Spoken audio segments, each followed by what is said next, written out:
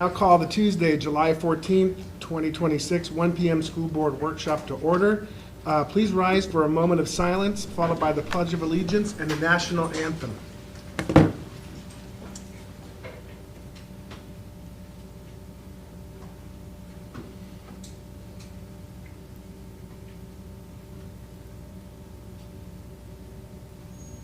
Please join me in the Pledge of Allegiance.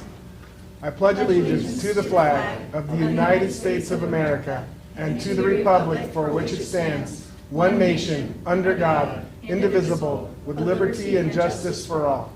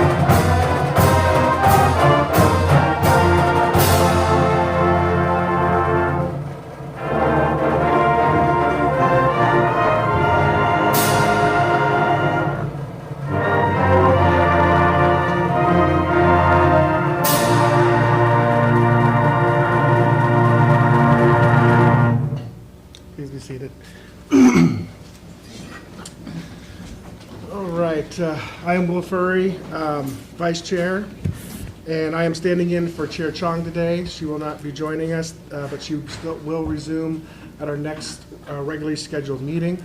With that said, I will call roll call. Ramirez, present. Janie, Ruddy. Furry. LaShakia Moore. Ruddy.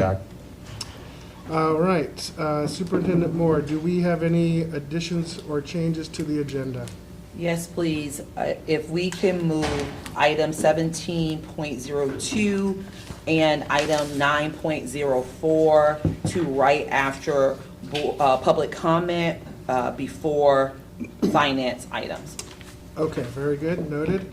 Can I have a motion to adopt the agenda as amended? Move the amended version. Okay, I have a motion by Ms. Ruddy. Second. And a second by Ms. Ruddy. All in favor? Aye. Aye. Passes unanimously. We will move forward with today's agenda, modified. So we will call 17.02. Oh, sorry, before that, I would like to call up public comment. Is there any public comment today? We do not have any public. Okay, thank you. So then we will then move on to 17.02. That is our SRD contract. Mr. Bossadet, welcome. Good afternoon, school board members. Hello. Superintendent Moore. I am joined this afternoon by Commander Naraki from the Sheriff's Office. Chief Strobridge had a conflict on the schedule, so he couldn't make it. Commander Naraki may not be able to address some of your questions, but she will document any questions you have and bring them back to Chief Strobridge for you. So, board members, you will see brought before you today two separate agreements. As you recall, last year we did a trial basis of the floater deputy position within our SRD unit. So before you today, you will see two different agreements, one reflecting the addition of the floater position again for this coming school year, and one without. Vice Chair? Yes, you may have the floor. Thank you for the data that you provided in terms of the update regarding the floater. And I see that essentially the floater originally cost $154,606 for the year, offsetting $129,900 worth of overtime, with an additional $5,000 or so for flex time, leaving a difference of $19,500. Would you Are there any additional benefits that perhaps that $19,000 provided beyond the calculation of hourly time? Sure, I think, and as we discussed last year when we were considering adding the floater deputy, one of the nice things about having that extra position within the SRD unit is if an SRD is not at school that day, rather than filling the position with a road deputy, it gets filled with somebody who works in the SRD unit on a regular basis. So there is that familiarity. They know a school setting. I compare it to almost, filling a vacancy in a classroom with a certified teacher rather than a substitute teacher for the day. So there is, there's an additional level of service, I guess I would say there. The other thing, the other benefit that we realize as a district is if we have schools conducting a threat assessment and their assigned SRD isn't there that day, by statute we can't have a road deputy fill in on that threat assessment team. So even though maybe the floater position wasn't assigned to that school, we can make arrangements to get them to that school that needs that SRD to sit in as a trained member of that threat assessment team. So there's another benefit. The final benefit that comes to mind is the deputy we had filling that role specifically to the floater position last year. He was a K-9 deputy, that his K-9 was trained in explosives. So it was, I don't want to say it was a good thing, but we did benefit from that a couple times when our schools received swatting calls and we had to go into our bomb threat protocols, and he was able to respond to those, to those schools relatively quickly and help us in our campus sweeps. Okay, great. Another item that I'm looking at here is this is all based upon an overtime rate of $80 per hour. And I'm wondering if the sheriff's office or you have data around the average market rate in the state. Is that in alignment with perhaps Volusia, Duval? I do not have that data. I'm not sure how that $80 was configured, so I'm not sure where that calculation came from on their end. I don't have that data in regards to what other districts are doing. So to move forward with this, for me, I need more insight on that because, I've just contacted 2 area outside of Flagler, and that is almost double of what the rate is in some other areas, but again, that was just informal, and so I would like to have more insight into that rate, how it's derived, and its competitiveness. Thank you. Ms. Ramirez, do you have anything to add or ask? So first, thank you for all of the information, the data, and hello, nice to see you. You too. For the back and forth emails, it was very helpful. And I reached out to other districts as well, and then just from researching the floater, I know we utilized it as almost like a pilot.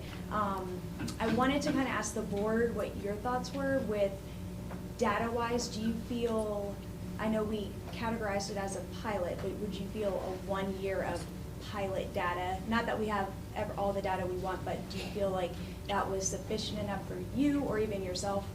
Or, usually with pilots, what are your thoughts? That was one question. I wanted to see what your thoughts were. Well, here's, I'll start with that. The overall, the efficiencies that it has created through some of the things you already mentioned in your opening presentation there are definitely hold value, right? But we were also looking at it comparatively to paying those overtime dollars, right, rather than having did we look at that cost analysis per se? I mean, did we come out ahead with that? No, I think if we were not to have a floater deputy this past year and we were to pay the overtime for the school coverage in addition to some of the extracurricular hours that we were credited, it cost us an additional roughly about $19,000 to have that floater deputy. Okay, so that was compared to if we had just paid the overtime. Correct. Okay, so that's not a lot of money for the efficiencies that it created. Personally, $19,000. having that, available and ready to go. And I think Well, too, I think that if we're looking at, we've heard that it has, would you say that the district has benefited efficiently from it, having that officer, that SRD available when needed versus trying to get that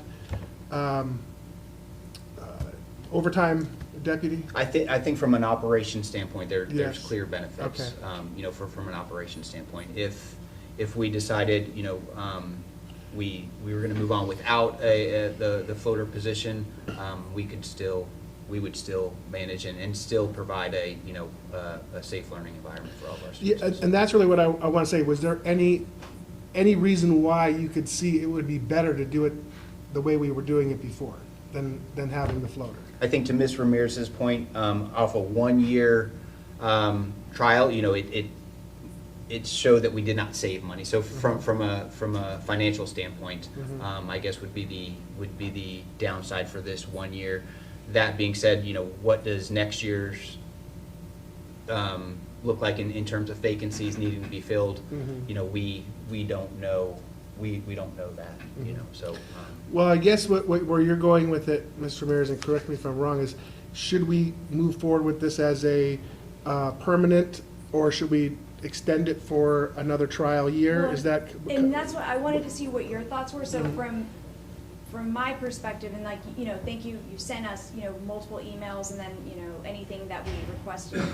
It's hard to make a decision off of just 1 year, and a lot of times, so we had 203 school coverage shifts, right?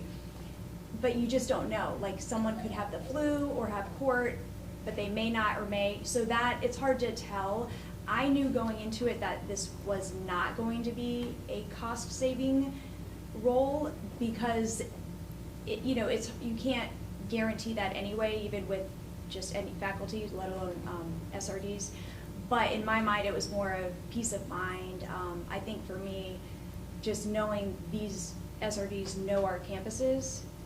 However, you also have to look at cost. But I think 1 year of data, it doesn't tell a lot for me. So I wanted to see what you guys thought. But I guess one thing. So last year we had the K-9.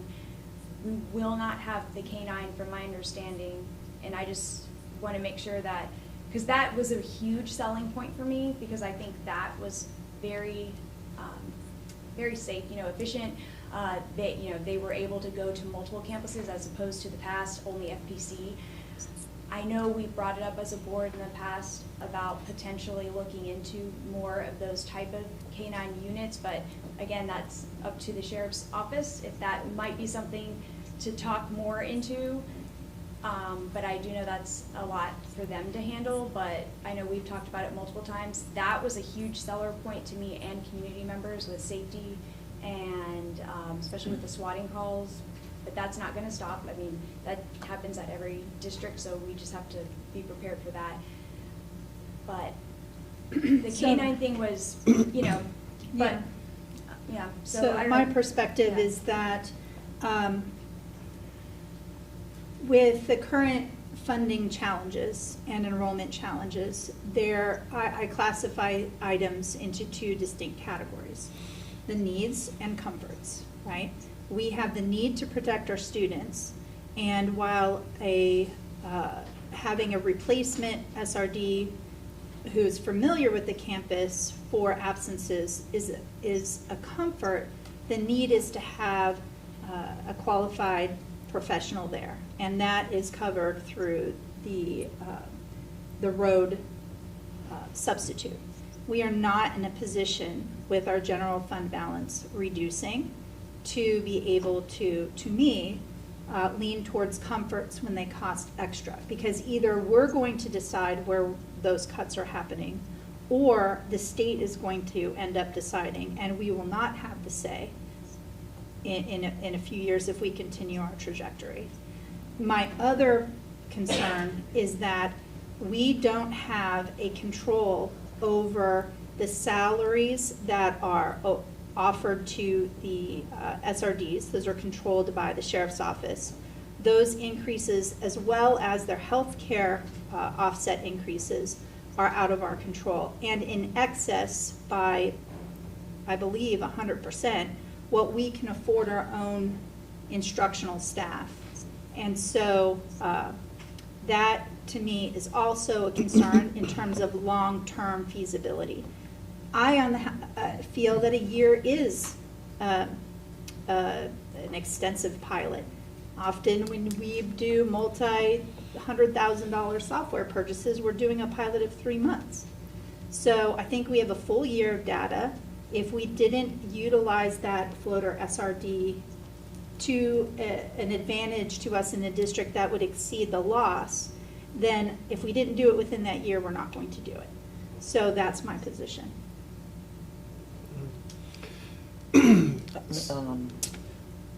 Vice Chair, may I just Yes. make 2 comments, and Mr. Bosterdad will go back and get the breakdown for the $80. But I just want to remind the board that when we went in the direction of the $80, it was in order to better predict what our budget impacts would be, because the cost was varying based on the individual that was covering. And so we weren't able to really budget for what those overtime costs would be, because you may have, someone that that was covering and it was gonna be $90 an hour, whatever it was, versus someone that was not. And so I know that was a part of it, and I do apologize, I cannot recall the actual breakdown of what level within the salary schedule that we started with and then applied the overtime to. So I know that they will be able to bring that information back, but we went to that in order to be able to balance off what our budget impact would be, or predict a little bit better. And then as far as the floater versus not the floater, what I would say to keep in mind when we look at year over year, the cost of the having the coverage has always cost us somewhere close to what that salary was. And so when the board went to this, it was from the mindset of being able to say, we will be able to provide some consistency by identifying who that person would be on a more regular basis. Right, because if somebody had a higher level of experience or more time in, their overtime rate would be different than somebody who just started on the force, or so. But then, and again, I do recall that was the predictability of the budget was part of the reason why we went that route. I mean, to my colleague's question about how we come up with that overtime rate, I think that's a fair question, and if that can be improved on, that's part of the decision making here. The one thing that I've learned being on the board for almost 4 years now is the way that we are funded, having unpredictable amounts hitting the budget at different times can be very challenging.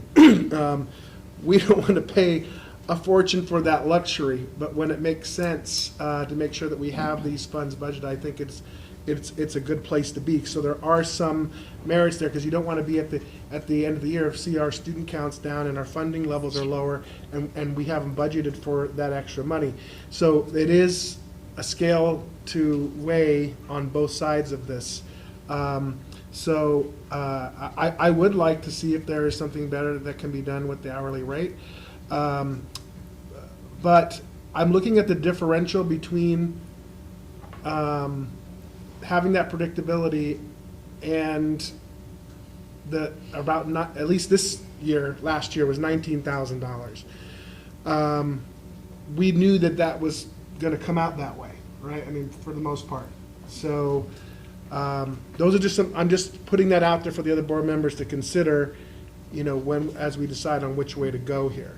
Yeah, that was my position a year ago, and why I Yeah. voted against it, is Mhm. I don't feel we're in a position to take losses on our expenditures at this point. And again, a need versus a comfort. And you know, I understand the idea of having stability in a budget, but at $80, which is, again, I haven't done an official market analysis, but, you know, is that really the average time and a half salary of a deputy? And so, or are they charging us what the top level tier would be? Because I would take a variable that averages lower than that ranges from 25 to 80, because I'm not going to pay $80 if the range is between 25 and 80. We are paying, I would imagine we're paying the top tier. You know, I don't know. Well, I guess we shouldn't assume, we should Right, get the that's why I facts, asked, right? yeah. You know, and the reality is, you know, we use the number from 80 to 90, and there could be a lesser number.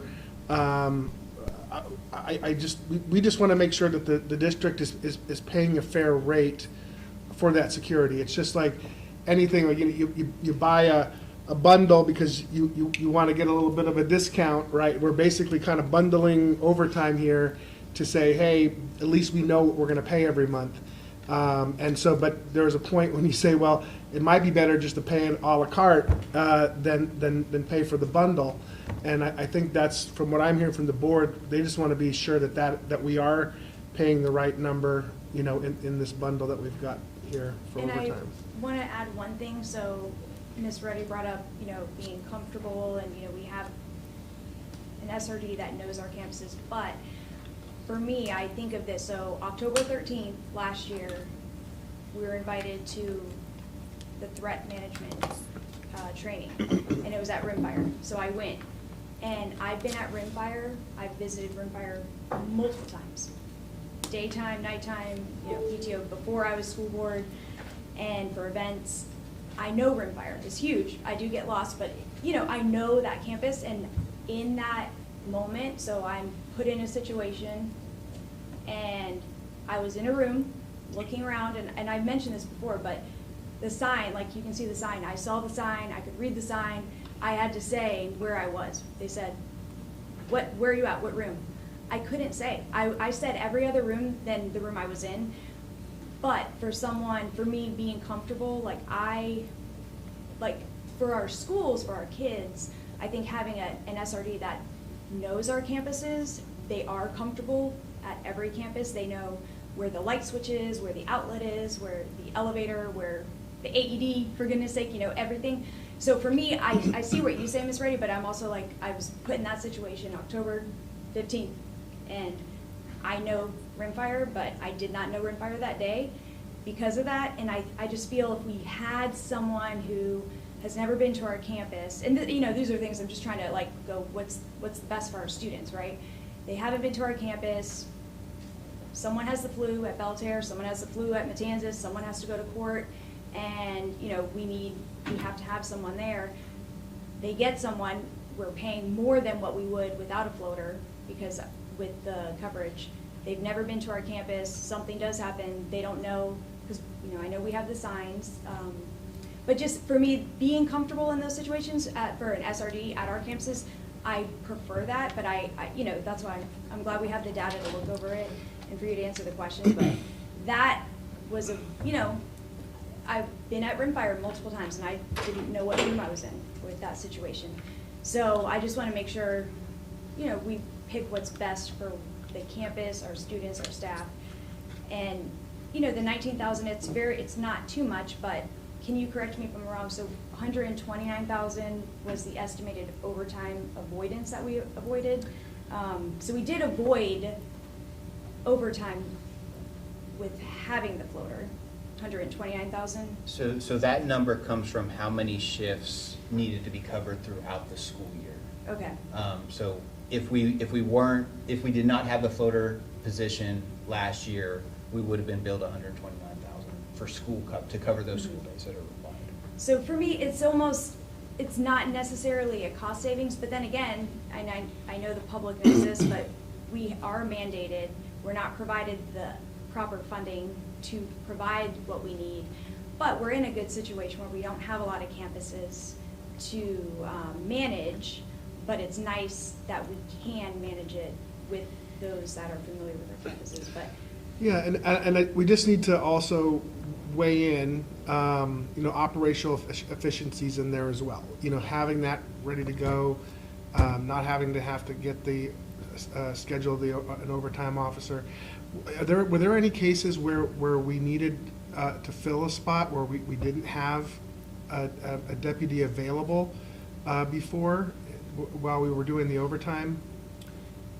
Not that I'm aware of. They've always had that deputy available prior to school starting. Mhm. On the back end, I'm not sure, what that scheduling looked like from their end. Did they ever have to have, did they have more than one deputy that are ready to go to be that overtime deputy, that are trained Like, for is that? your question, like, are there days that the floater covered and we needed other deputies to fill? No, going back to before we had the floater. I'm saying, was there ever a time we called for an overtime fill-in that they didn't have somebody available, or, and do they have more than one person that is trained for that role? If we went back the other direction, is what I'm saying. It's my understanding, I don't want to misspeak from the sheriff's office side, but they pull road deputies off the road to cover their schools. Like, from our end, they always make sure we have that deputy in place. I'm not sure what I'm not sure what work they have to go on the back end to make sure that deputy's there, ready for the start of school. Right. But There's never been a time we weren't provided the Coverage. coverage we need, but we don't know the sacrifice that or what they had to do in order to meet that need. On the back end.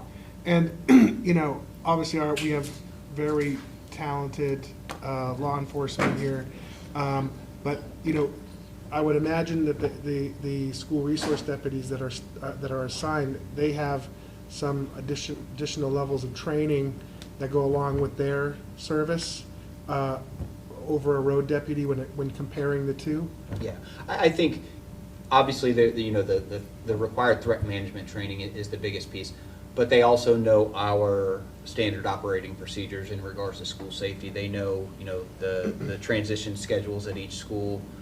They get to know the staff, the deans and the assistant principals in charge of, safety and security at the school. So, it's not like they're walking in brand new and saying, hey, I'm here, what do I do? It's, they almost hit the ground running. I mean, these are just some of the things, I'm only talking this all out because these are definitely, sometimes there's some other things to weigh out. I do 100% understand where you're coming from, Ms. Ruddy, too. We are in a very tight fiscal time, and we do need to watch every dollar. So we have to really look at these from all angles to see if that investment is worth the expenditure, right? Yeah, and that was my line yeah. in questioning to Mr. Bosterdad earlier, right? What were the benefits? What were some unforeseen items? There was nothing there beyond comfort of familiarity that goes beyond the $20,000 lost. And I said, this is not, and it's only going to increase every year, right? If we can get the overtime rate a little bit more under control, but I don't think we're thinking about it from all angles, right? We could think of it from the opposite. I'd rather pay the SRDs a bonus who don't who don't call out in a month. I mean, if we took half of that money and gave them a bonus for every month that they didn't call out, we would say that would be a tremendous savings and flip the paradigm. We don't Well- have to spend additional people to solve problems. Right, I mean, that's a potential solution, but the problem is, I see with that, is that sometimes the need to not be there is not financially, they can't be incentivized financially to stay in there. There's They're always ill, reasons death in the people have to family. be off, Another but district that's does that. impossible for their instructional staff. At the conference, so, I mean, it wasn't with the SRDs, but I've been thinking, I actually thought of that, and again, so here, since we're brainstorming, just an idea, there is an incentive for faculty, so if they don't miss, not saying if you have the flu, you definitely should not come, but sometimes people are not there for other reasons, then they kind of flipped it and it worked very well, but I don't know if that can be done with SRDs, but Well, yeah. that's another way to think outside the box, just another idea. Yeah, but- and, remember, at the end of the day, that they're not our employees, we are a contract with the sheriff on that, so some of that has to do with that side too. Not saying anything's a good or bad idea, but just something that we need to factor in. So for the point of this contract, the only ask, I want to make sure that we go back and get the information that you need, is around the metrics for the $80 of how was that, how did we calculate that $80? And how does that compare with other districts who are Using the similar? floating model, so St. John's, they have several, but also the Not just K-9. floating, because it's based upon, even whether or not we have the floater, we're paying $80 an hour for overtime. Yeah, So Well, that's what our calculation was based upon, will we save money, right? So technically, if you think about it, if we were only paying a $40 to $50 overtime rate, which is comparable to the two districts I called, we're not only $19,000 over, we would be more akin to $40,000, $50,000 over. But we're being charged $80 an hour. so you're saying There would their be a larger overtime rate is discrepancy. $40 an hour, so They that. get time and a half, so if their average salary is 25, time and a half would be 40, right? So that's what I'm saying.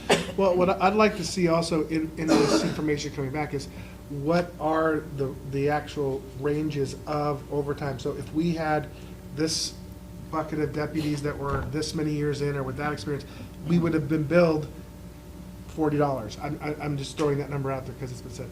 And then this bracket would yield 50, this one would yield 80, this one would yield 90, this one would yield 100. To kind of see, you know, by putting it in, and what is the more likely person that is gonna come in to fill in, right? Is it less likely that the person that's $100 in overtime is less likely is gonna be the one? So these are just some ways that we could say, hey, maybe it's better that we don't settle in on a fixed rate, right? Maybe we're paying more because of that. Maybe we're paying less, but those are just the numbers that we don't. And the have the K-9 matrix to unit do. was what, just to throw it out there and Was to added see, value. is there opportunity for that potentially in the future to come back? Is it like a solid, it's going away? And then also with overtime, the cost associated, you know, everything has gone up, gas, cars, ammunition, everything that you use, but also training, that could be accounted for, so maybe just getting more information. If our overtime is more than other districts, is there a reason? Are they getting more professional development and training? That does cost more for things, but the K-9, I'm curious if we might have that again, or that was a nice seller last year with having the floater be. So if I could clarify, you're asking if this could be modified to say that the floater must be a K-9? No, if Float- that's gone, inclusion. so, because right now we don't have the K-9 anymore, they're not on our service. Right. So I'm wondering, are they looking at that to add back potentially? Because that would be, Well, I think that, but isn't that up to us to request, and then it would be an additional cost? but it's up to them if they want to house the K-9 with everything, because if they're like, no way, we can't, we don't want Right. to deal with it, so. Okay. All right, well, I guess then, another question is, could we have a K-9 added without any additional cost to this, what we're talking about right here? That would be I guess that's the question. To offset the $20,000. If that's possible? I mean, K-9 might be as, a lot as, more than as that. Board Member Ramirez said, you know, that was something that we did see a value in. At when least we- for me, that Well, for me it was a did- really But great. remember, at the time that you went with the floater, you weren't guaranteed at that. I'm not Yeah. saying, I'm not speaking for or against, you guys have to make that decision. But at that time, you were not guaranteed a K-9. You were guaranteed a floater. It was up to the sheriff's department that was really around their decision to say, we can move this individual to add a level of service to it. And so we benefited from that move because we already had someone within the K-9 unit, also an SRD. At this time, if we do not have someone that is a part of the K-9 unit that is a part of our SRD, then you know, I don't want us to think we're asking for something that we were already promised. We just happen to have a K-9, a part of our SRD unit, and we had that benefit of being able to put that And I know individual we as a floater. talked about it in the past, so I didn't know. you know. Yeah. I mean, we can bring it back and Well, ask, but I don't want it Yeah, to. it was an added value. It definitely was something that I remember us saying, wow, that's kind of an added value. But my question then is a K-9 deputy, is their pay higher than a deputy that's not a K-9 deputy? I'd have to find that out. Right, I'm just saying everything is relative. When we're paying averages for overtime and for the cost of the deputies, and we have a deputy that's not gonna be a K-9 unit, should that affect our overall contract, right? So again, I know I'm not supposed to be answering questions, Sure. but this one's easy for me. okay, They get an additional 7%, and they also get kennel care on top of that. okay. So yes, there is an additional Okay, cost. so I don't know exactly what that translates into, but it is something that, okay, we had a K-9 trained deputy, now we don't have one, so has that been factored into our final contract? So, you know, as you know, we're trying to, we don't get all the money we need to have our SRDs on the campus from the state. And the local effort doesn't fully cover it either, outside of the help from our local municipalities and the county. So we need to pinch every dollar until the state finally wakes up and says, hey, we're gonna prioritize more money toward this because we've mandated it and we all want it at the same time, so. So we have three points that we're bringing back, the $80 and how that was calculated. How does that compare, also, how does that compare to our area? And then questions around the addition of the K-9 unit being, a member of the K-9 unit being in SRD, as well as does our contract, is it impacted when we have or do not have a member of that unit? The crossing guard fee went up $20,000, and I know it's not a lot, but I'm curious, and, you know, it's related to operating costs. I'm just curious if they're able to provide any more additional feedback on just the operating cost for that additional $20,000. I'm curious, you know, what more are we getting as a community? Are they adding different, not other crossing guards, but just if it's not going to their salary, is there anything else that we're getting as a community for safety for that $20,000? And, you know, just for the benefit of the public, this is what is called a partially funded mandate. There are many mandates that the state says that we must do as a district, but they don't send all the funds to get it done. So we have to, as a board, figure out a way to make sure we provide those services. Every year since I have been on this board, I have reached out to our legislators, and it's not necessarily our particular representatives, but the whole body of our Congress up in Tallahassee has not made it a priority to adjust how they fund safe schools. And this is a challenge because if you have an effective sheriff that enforces the law and keeps the crime rate down, you get less funding. If you're in a higher crime area, you get more funding, but we all have the same minimum requirements. So I just want everybody in the public to know why we have to have this conversation and why we don't necessarily have all the funds right out of the gate from the state. So I think this is another good opportunity to just thank our Board of County Commissioners as well as the City of Palm Coast, because they really partner with the board in this work, and the county picks up 50% of the cost, and the City of Palm Coast also funds one of our safe school officers on our campus. And so that's where it's coming from as well, is that community support through both of those bodies in order for us to get to this place. yes, and I do appreciate that, and that is a voice of our community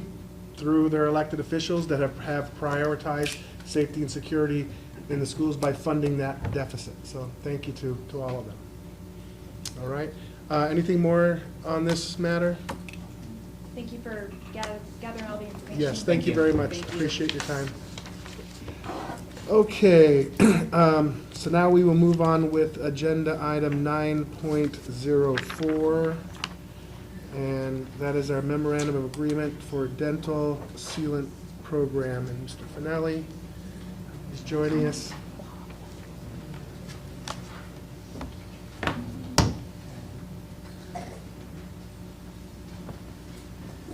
Good afternoon, Good Vice Chair afternoon. Furry, School Board members, Superintendent Moore. I have some special guests here with me today from the Health Department. We have Ms. Lisa Sanchez, who oversees the dental sealant program, and Mr. Civitelli, who is the health officer for both Volusia and Flagler counties. So Welcome. today we are here to re-up a memorandum of agreement that we already have with the Health Department regarding a dental sealant program in our schools. So currently, Wadsworth, Bunnell Elementary, and Rimfire Elementary have dental clinics in our schools. And they actually see our students, and I brought some numbers to share with you of the work that they're doing to support our students and our families in the school. So students receive dental assessment, they receive a cleaning, fluoride treatment, and oral hygiene instruction and nutritional counseling when they see our health department. All students in pre-K through 5 are eligible to participate with consent from their parent. And in the 24-25 school year, the school-based sealant team served over 1,000 students, 1,076 students. And this past school year, they serviced 1,111 kids. So another important fact is that tooth decay is actually declared chronic disease, and it is the most chronic disease that affects our children. And it leads to missed school due to dental pain and appointments, and the dental sealant program is the first line of defense to support that. So we thank them for the work that they do, and we are asking for you to re-up the memorandum of agreement. Yeah, this is especially critical since last year around this time, I believe fluoride was removed from the drinking water, which is a natural protected against a bacteria that causes tooth decay. So these sealants, which are fluoride based, right, definitely provide some mitigation. And dental care is often a real challenge for our families. It's always confusing to me why dental and eyes are not considered part of healthcare. But such is, you know, our way of life here. So thank you so much. I'm shocked to hear that though it's 1,100. Is that, what percentage of that is of the K-5 student body that we have?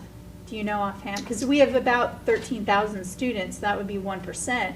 But if it's only K through 5, I would be surprised that more folks are not taking advantage of this. I'm not sure offhand of the exact I think I heard percentage of what somebody that saying would around be. 6,000?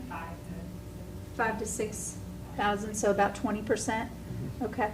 Yeah, so that's, what times of year, are there certain times of year that you go out to our schools? What can we do to help essentially spread the word on this so we can maybe increase those numbers? So we start the week of Labor Day when the kids, when we're back from the holiday, and we visit schools weekly, Okay. the 3 schools, and we run usually until the end of May. And the parents are given a form that they have to opt into this? They are. My staff brings the consent forms to each school prior to the Meet the Teacher. We're at Meet the Teacher as well, promoting the program, letting people know that the consent forms will be coming home. We have Okay. consent forms that we give out. The consent forms go home. The parent either signs them or not. They go back to the teacher gets them back to the office, we pick them up, and then we start the program. Do we advertise this on Parent Square about the forms? So I know the schools do advertise, and they do send Okay. home the permission slips. I'm not 100% sure if it's through Parent Square, but I can find out, and if it That would be isn't, we super, can make yeah. sure that it is. See if we can bump that Yep. number a little bit and take advantage That of would these be great. services. Thank you so much. Appreciate it. Yes, thank you. When you for think that. about it, it's roughly like 3,000 students at those 2 schools alone. So Yeah, for yeah. 1,100 students to be impacted in one That's year. great. Are And students from the other campuses able to participate? Is that, you said three schools? I'm sorry, what was the question? Are students from other campuses able to participate? Since Right now, we're just in 3 schools, and, you know, we can grow. We have the ability to grow. We target Title I schools I right figured now. that. So we are able to grow. That's great. I love it. And I've seen the buses around with the dental. I don't know if it's the same one that goes to churches and things. But you answered my question with all the numbers, so like that helped out. But thank you. I appreciate what you guys are doing. And in the M section of the agreement, and it talks about termination due to lack of funds, how has the program been running as far as financials? Financially, the program is stable at this Yeah. time. We receive outside funding from the state, specifically for Flagler County as we were growing the program. If we continue to grow the program, we'll continue to receive more funding. If we flatline at some point, that money may disappear. However, we do feel fairly confident that we can sustain what we currently have. So is that seen by those that are funding the program as a success with 1,100 students? Absolutely. They're pleased with that? They Okay. see that as a success. In addition, we're actually potentially looking at expanding into other counties as well. Mhm. So like I said, there is opportunity for this to grow here in Flagler. Okay, good to know. All right, thank you. All right, thank you guys very much. All right, so that will bring us back now to finance consent, and we have Ms. Warmack. Good afternoon, Mr. Furry, board members, and Superintendent Moore.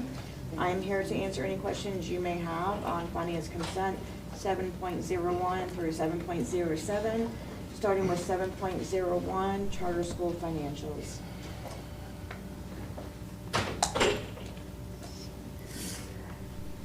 I'm good on the charter school. All set. Okay, that's it, all right, so then we will move on to purchase orders over $10,000, 7.02.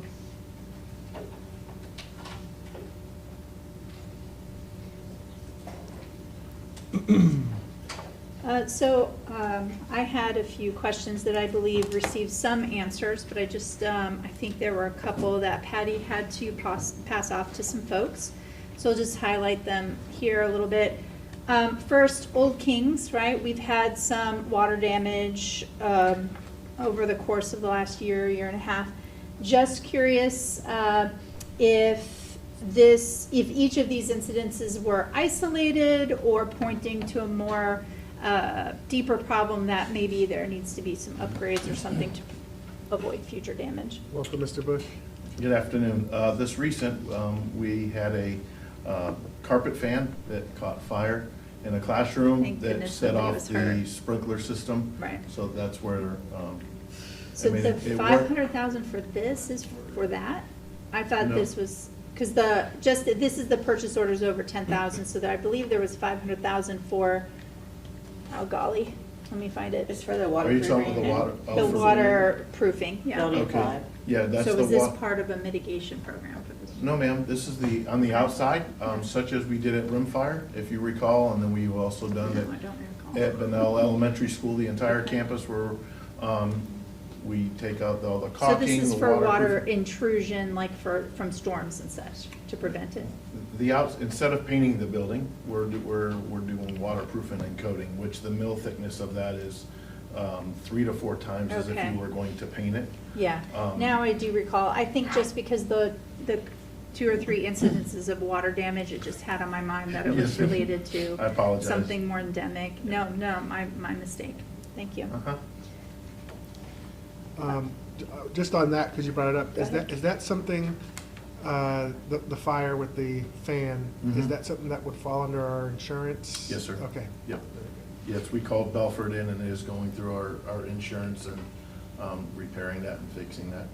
And glad that the sprinkler system did what it was supposed to do. Yeah, it so- did what it Thank was supposed goodness. to. I saw pictures of that fan, and I mean, it It was was a severe bad. electrical. I'm Yes. just glad nobody was hurt.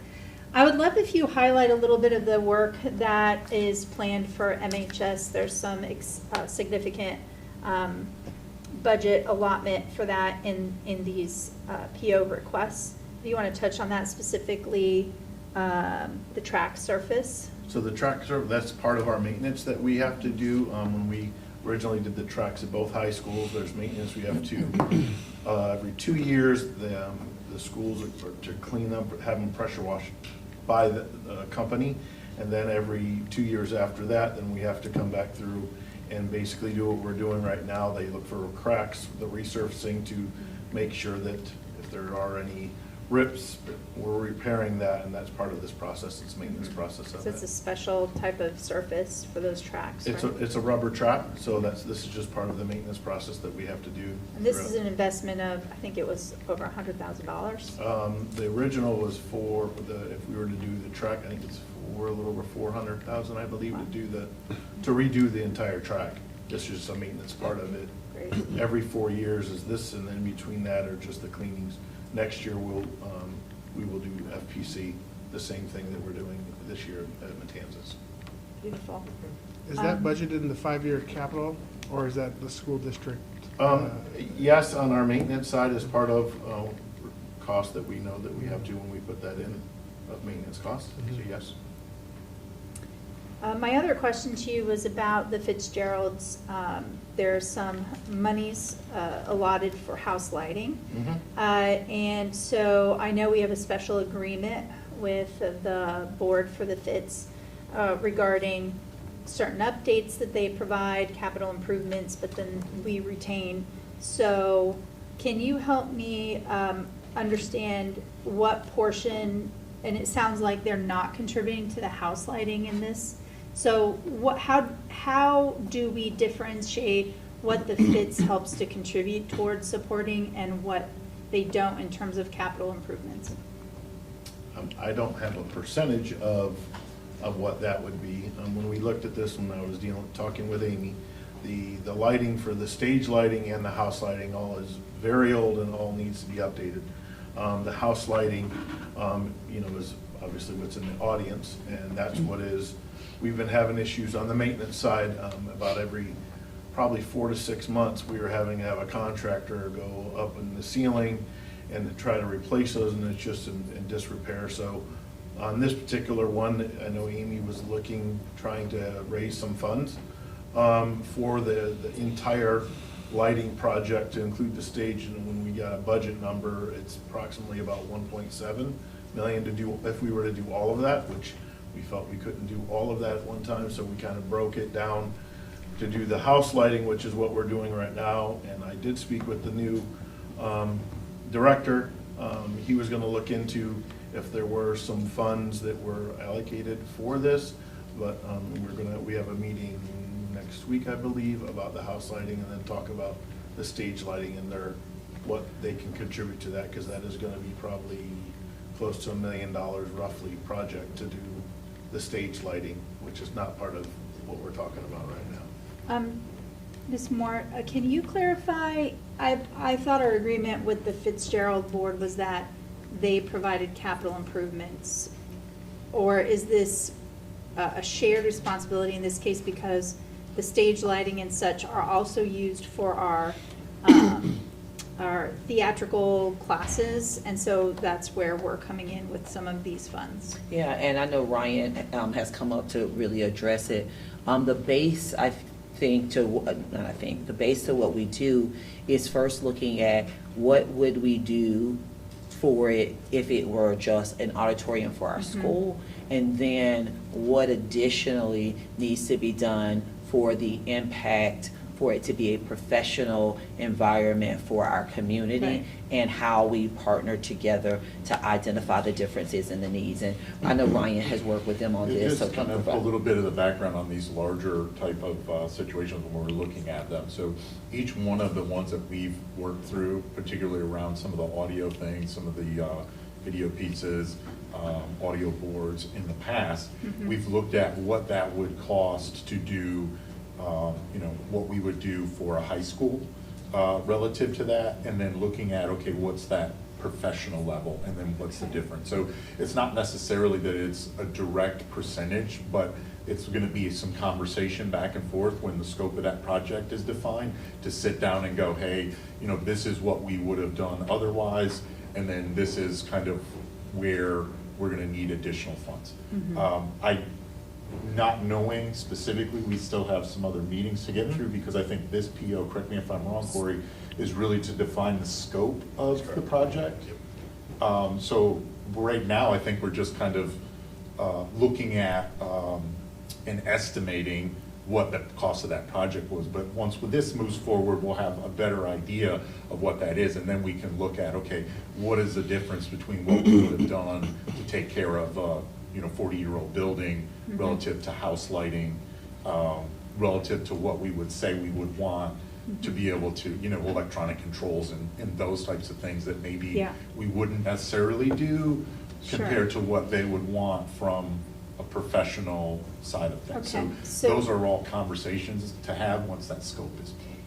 Right, but the request right now is a purchase order request for a, you know, significant amount of money. So I think as what would make me feel more comfortable as the monies then are being approved, that we have visibility into what component is our responsibility and what component is the board's or the Fitzgerald's responsibility, related to, hey, this is maybe the, you know, maybe this system for a normal high school would be 100,000, but because we need to have this professional system, it's gonna be 150,000. So we're gonna cover the 100 and they're gonna cover the 50, right? I think we need to, I would like to see that as we come through with these expenditures, so that it's clear to both parties. And that's part of the process when we do meet. What we're doing right now is, this is for the design, the basic design of, if it was just a high school, what we were doing. If the auditorium, and we'll just use the house lighting, if, for us, we would not have them where they would dim down up different colors. We would just have regular house lighting. But if they're wanting to do that, then that would be where we'd say, okay, to add this theatrical house lighting that you're requesting, then you're going to need to come this dollar amount different than what we would have originally. Yes, I understand that, right, but we've already approved some money, for example, on the audio, and I didn't see any, what is the overall scope of the plan, and what is, you know, we're approving by piecemeal. We're not seeing the overall arching plan in terms of who's responsible for what, and so that makes it difficult. You know, when you keep spending $5 at a time because you think $5 isn't a lot of money, and then all of a sudden you check your budget at the end of the month and you spent $150 at Starbucks, right? But if you ask me in the beginning of the month, do you want to spend $150 in Starbucks? I'd be like, heck no, right? So that's what I'm asking for. And so it's difficult to track the overall expenditure and what's our component as well as the Fitzgerald's component when they're being requested individually, and I'm not, or we're not, seeing the entire scope and what that a previous agreement was. Okay. Thank you. All right, thank you. All right, so we'll move on now to 7.03 vendor payments. And as he's coming, I just want to kind of make a point here to Ms. Ruddy's request, because I definitely think we can get that. We are just going to have to work to identify where that will be displayed, because I don't know that it will be displayed here, but we would just need to look at how we display that so that you see the full scope, but we definitely can do that. You know, I would imagine if I'm asking for hundreds of thousands of dollars, there's some clarity on, okay, this portion's coming, it doesn't have to be a full audit. I'm not looking for we a can quick provide that. printout. You know, I'm just thinking, like, from the community standpoint, I don't want them to go to this item in the POs and think that they're going to be able to see that scope. Right. So we're just saying we're going to have to work on where that's going to fall and how we provide that information to you, just so that the community isn't looking in this particular area for that. But we will definitely get that to you. I appreciate that. Yeah, we'll to the entire board, of course. Okay. That'll be helpful. Yeah. So vendor payments, 7.03.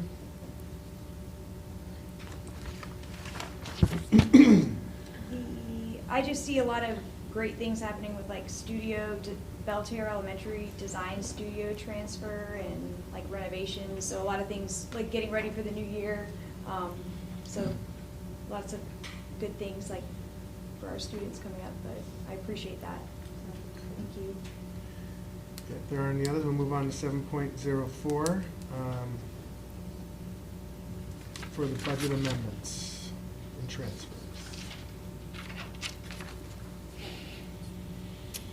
So thank you, Ms. Warmack, for answering some of my questions regarding the transfers.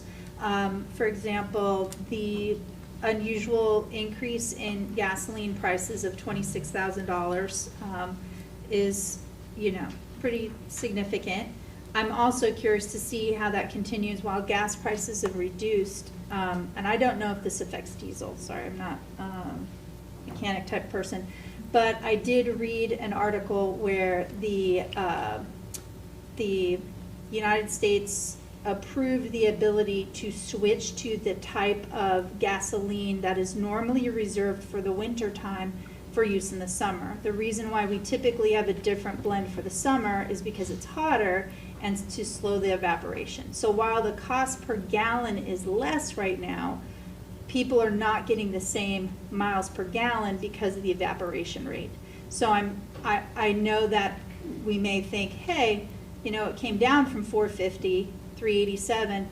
I don't know that we're actually seeing the benefits of a 387 a gallon. So I would be curious to monitor that if that's the case for diesel. Again, I have no idea. So the other item that I was hoping to get some insight on is the budget transfer 25-00976. And this is related to the CTE piece. And so you provided some answers here, but it looked like that we may need to tag team Ms. O'Brien because Mr. Reeves is out of town. So I guess you get to be invited to the party by default. I will do my best. I believe this is, good afternoon, Board. Hello. I believe this transfer is due to sunsetting the sports marketing CTE program and moving to the marketing and business program at Matanzas. So let me clarify this. I'm just trying to comprehend. So you're saying there was a sports marketing program at Matanzas, and there were funds in there that we had to move out, the CAPE funds. And we're able to move and put them into marketing. So that, but on the line item, it looked like we took it out of CT and put it on marketing in the budget transfer request? What we did, it all stayed in the same CAPE program. It took it out of one object, which is supplies, and moved it into equipment. So what happens with the CAPE funds is when we add the CAPE funds and they roll forward, it's dumped into the 510 project. We don't know where it's going to be spent. Okay. This actual budget transfer is that program, whoever heads it up, hey, we want to buy this type of non-capitalized equipment. So they take it from their pot of 510 object, which is supplies, and move it to the proper object. If they don't do that, the PO will get denied. Okay, that makes a lot more sense. Just the line item description just kind of looked like CTE to marketing. So it's like, what? Why are we taking CTE money and spending it on marketing, but you're saying it's a marketing program? Yes. Yes, it is difficult to, just keep in mind on that note, very valid point. We have several different bookkeepers that have their own style of submitting these, and I do try to go through before I publish these, but it is, I can understand that confusion. No, it's just, my layman's ability to interpret it, so I appreciate the clarity. Thank you. So we can do better on Yes. that for the description. Yeah. Okay. Thank you, Dr. O'Brien. Okay, so that moves us on to 7.05, approval of district financial statement. Did you have anything to start with, Ms. Warmack? Yes, I will just give a quick overview. These financials are as of May, and I know there was a question that Mrs. Ruddy had brought up last month on page 2 as we track these financials throughout the year and do a year-over-year comparison. I will just state, and I'll be happy to take any questions after, I will just state exactly where we are and where we know we are in conversations with our superintendent and looking at the financial numbers as of today. As you can see on page 1, we are still waiting on revenues that may not be coming in based on various reasons. Medicaid's down, interest earnings are down, extended day is down. There are a lot of things that are down, and the only thing that's increasing is the cost. Our cost, as you know, you can see it through the budget revisions each month. They continue to increase for diesel, fuel, supplies, things that we have not planned on. When we do our budgets, we roll the budgets back to the actual spend from the previous year. That being said, when we do a budget for 26, 27 like transportation, our hope is that we have over budgeted for diesel fuel if it starts to come down minus what you just mentioned in your statement. A big part of the cost increase is unplanned for personnel. This is something largely out of our control based on, a lot of it has to do with paras that we cannot control, unless we want to get into a legal situation. 2 years ago, we did. Controlling the hiring of it based on Yes, the needs of the sorry, IEPs, yeah. yes. Based on what is on the student's IEP, yes. Thank you. Yes. I don't understand that world. So, I will say that 24-25, we did have to dip into our fund balance $2 million to close that fiscal year, and we will be above that this fiscal year. We did not anticipate our revenues coming in lower than anticipated, which is where we're upside down, aside from the increased cost. To that note, we did really manage our ESSER funds pretty well to build our fund balance, knowing that there are several school districts that we're going to be in this situation. And I don't want to say we're fortunate because, you know, as a CFO, nobody wants to dip into fund balance. But I will say that we will still be in our 5 to 8% policy of our unreserved fund balance. Yeah, thank you for that. That's why, Ms. Moore and her staff have been very open to some of the requests that proposed previously about how can we generate money from our land holdings, even without selling them, right? What could we do? Or could we explore, doing these solar leases on our buildings? We've got to get creative, right? And just again, to underscore your point, even with a 5 to 8% fund balance, that's really about what, 2.5 paychecks worth of reserve. Yes. For us. So it is important, and when we're working with our staff and faculty, and they see that pot of money, again, if you think about it, we don't ever want to have an emergency that causes us to not be able to make payroll, and that type of fund balance allows us to do that. For example, last year, right, we had to dip in for the $1 million in order to cover our self-funded health care.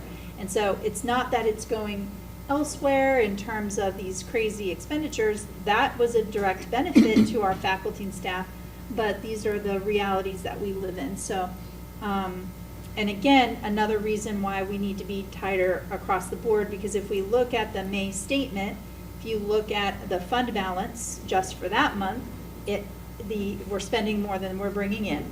And so for whatever reason, our revenue streams on how we typically invest that passive income, and again, we have some restrictions on our investments, are not producing as fruitful of returns as we would hope. Yeah, I just like to build off of that. That was well said. The key here is to understand that our fund balance is not like a savings account. We're not saving this money aside because we want to buy something nice and shiny in the future, right? This fund balance, or reserves as they're referred to, are meant for times just like this, when we have fluctuations in cost and unpredictable revenues. We have to still meet all of our obligations. We have to pay our employees. And, when we started building this back in 22 back up, we definitely had some things that we could forecast and saying that it looks like there's some stormy waters ahead. We couldn't have predicted, what gas prices would be, things like that. But we knew there were going to be some things and the importance of building it up to where it did. And it's actually served us well for the last fiscal year and this fiscal year, and we are still landing within the board policy for the reserves. And, as, this is always a fluid thing, and, as we go forward, we're already looking at other areas where revenue is going to free up. For example, we made the investment several years ago to purchase a new bus fleet, right? And we will have that paid off in about a year and a half. So therefore, we'll own those buses outright. And that opens up about $2.5 million a year right there in money that was going out. And we'll really see the efficiencies of that investment, because our old buses were costing us a fortune in repairs, maintenance, and fuel costs, because they were very inefficient. So there's a lot of things that we've been doing beforehand. The benefits of them are going to come back in later. But I do commend you for managing that and keeping us in that safe zone with that fund balance. It has proven to be a great safety net, especially where other districts are going insolvent right now and closing schools. So, well done. And I want to just, it really is all of us together, and I just want to commend the board on this. We talk about these dollars all the time, and I was just with our leadership team today and yesterday, and we were talking about this. We were talking about our budget. We're talking about being the stewards of our dollars, making sure we're not living in the nice to haves, or however you described it, Miss Ruddy. Like, really, when you're coming, you're asking, you're requesting, it needs to be a need. This is why we want to make sure we're in a good place.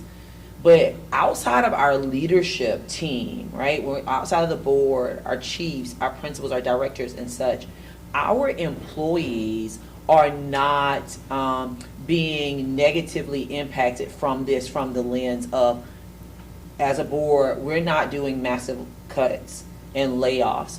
We are being very strategic at how we continue to balance our budget and be in a place, a healthy place, for those things that we can predict, and make sure we have enough reserve for those things that we have not been able to predict. Now, there may be an employee that's sitting and saying, yes, but maybe our raises and increases haven't been up to what they would desire. However, we are one of the very few, only 3 districts in the state that guarantee an automatic step within our contract, right? And so the board is prioritizing that, as well as ensuring that we're not sending panic to our employees by just saying, we got to start just cutting positions. We want to make sure that we can uphold the quality of services that we've established for our organization, while also being fiscally responsible. And I want to bring up, so Ms. Patty, you brought up briefly the paras. So that just reminded me, and I know this is, not with this specific budget, but it deals with our budget. We've had community members, question or just wonder, and it's not because they don't understand or know, but they just don't know that if someone has an IEP or a 504, they need potentially a para or 2, and we have to hire them. So we, Ms. Patty's making it work by making sure that it fits in the budget. So I appreciate that we're taking care of those students. And the STEP thing you mentioned, I was just somewhere this afternoon, and individuals, they are never guaranteed a STEP. And even in my prior roles, never guaranteed a STEP. So I'm very grateful that they're able to get something. So, you just have to work with what you have, but there are a lot of things that we have that it's just are normal, but not normal outside. Okay. All right. Well, if there aren't any more questions on that, we will move on to 7.06, closeout for fiscal year 25-26. This is just standard information that we have to report on board docs for the Auditor General, and it just shows our final check payments for payroll, accounts payable, refund, and just a blanket statement that if we do have to assign fund balance, the CFO is able to assign that to balance the budget for next year. This is standard verbiage that aligns with general accounting standards. There's nothing new here. Okay. We'll move on to 7.07. We've got tentative trim calendar. This is our trim budget, not even there yet. This is our Pictures trim. of the calendar. This is our trim calendar that we do present to the board every year. Just for your information, meetings coming up next Tuesday will be when the superintendent and I present our tentative budget for the 26-27 fiscal year. We have 2 public hearings that are required by the Department of Revenue. The first one is the tentative public hearing on July 28th, time certain 5:15 p.m. And the second one is September 8th, 5:15 p.m., time and date certain.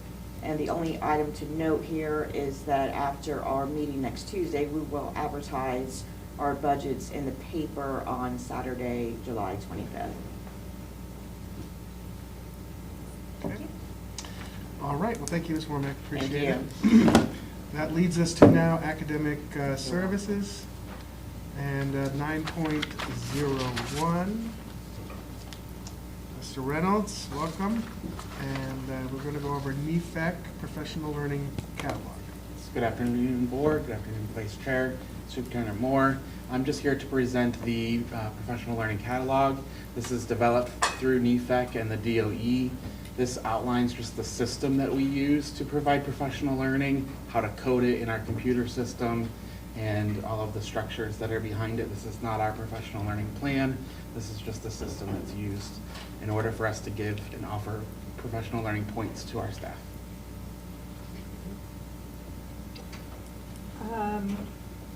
Just real quick on this, when you're saying it's with NEFAC, it doesn't mean that NEFAC is the only provider of our professional development?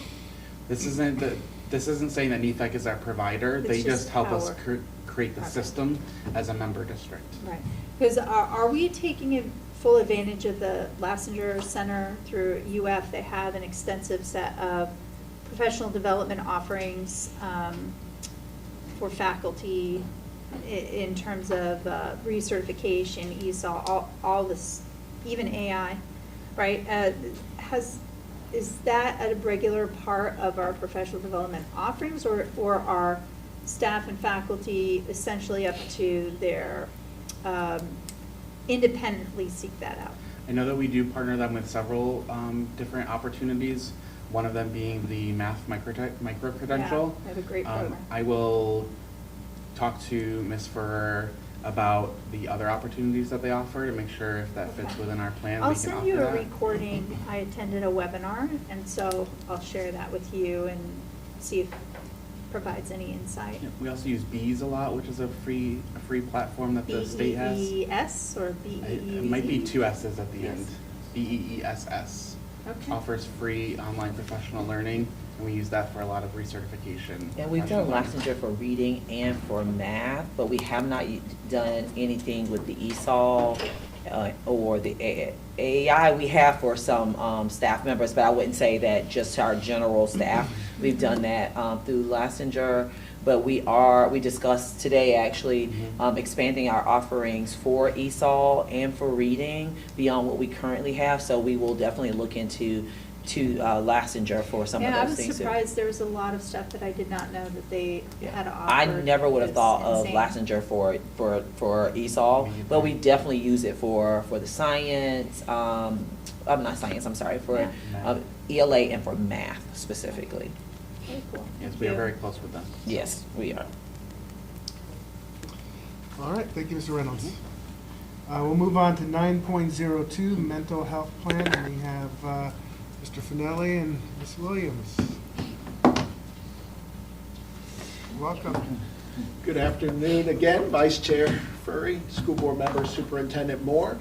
We are here today to give a presentation of the overview of our mental health plan for last school year and an update to our plan for the current school year. I'm accompanied here by our Coordinator of Counseling Services, Ms. Brandy Williams, who's going to take us through the numbers. Good afternoon, Board and Superintendent Moore. So what I have for you this afternoon is a school year review for 2025 and 2026, and then the new mental health plan for the 2026-2027 school year.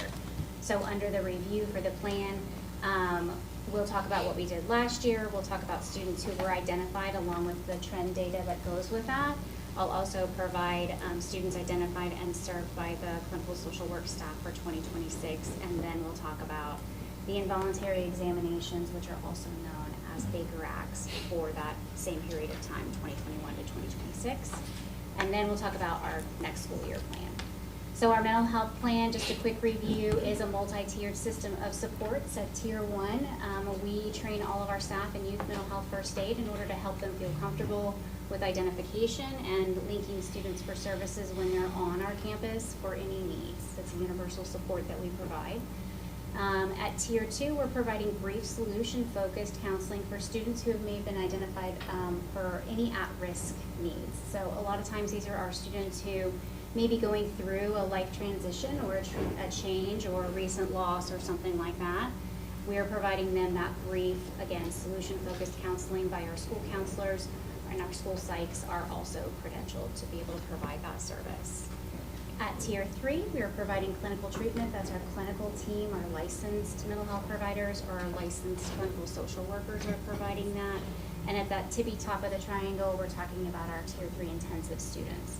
So those are students who may need an additional level of support, which really usually looks like wraparound services. So those are students who are linked from multiple services, like mental health counseling, and then maybe they're also linked with our family services planning team or our CATS team out of Halifax. That's currently what our mental health plan looks like. That's what we operated under for the 2026 school year.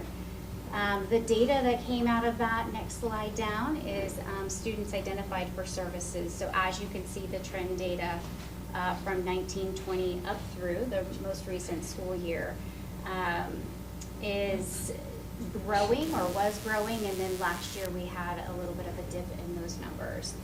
So the Tier 3 services came down by approximately 7%, and the Tier 2 numbers came down by approximately 30%.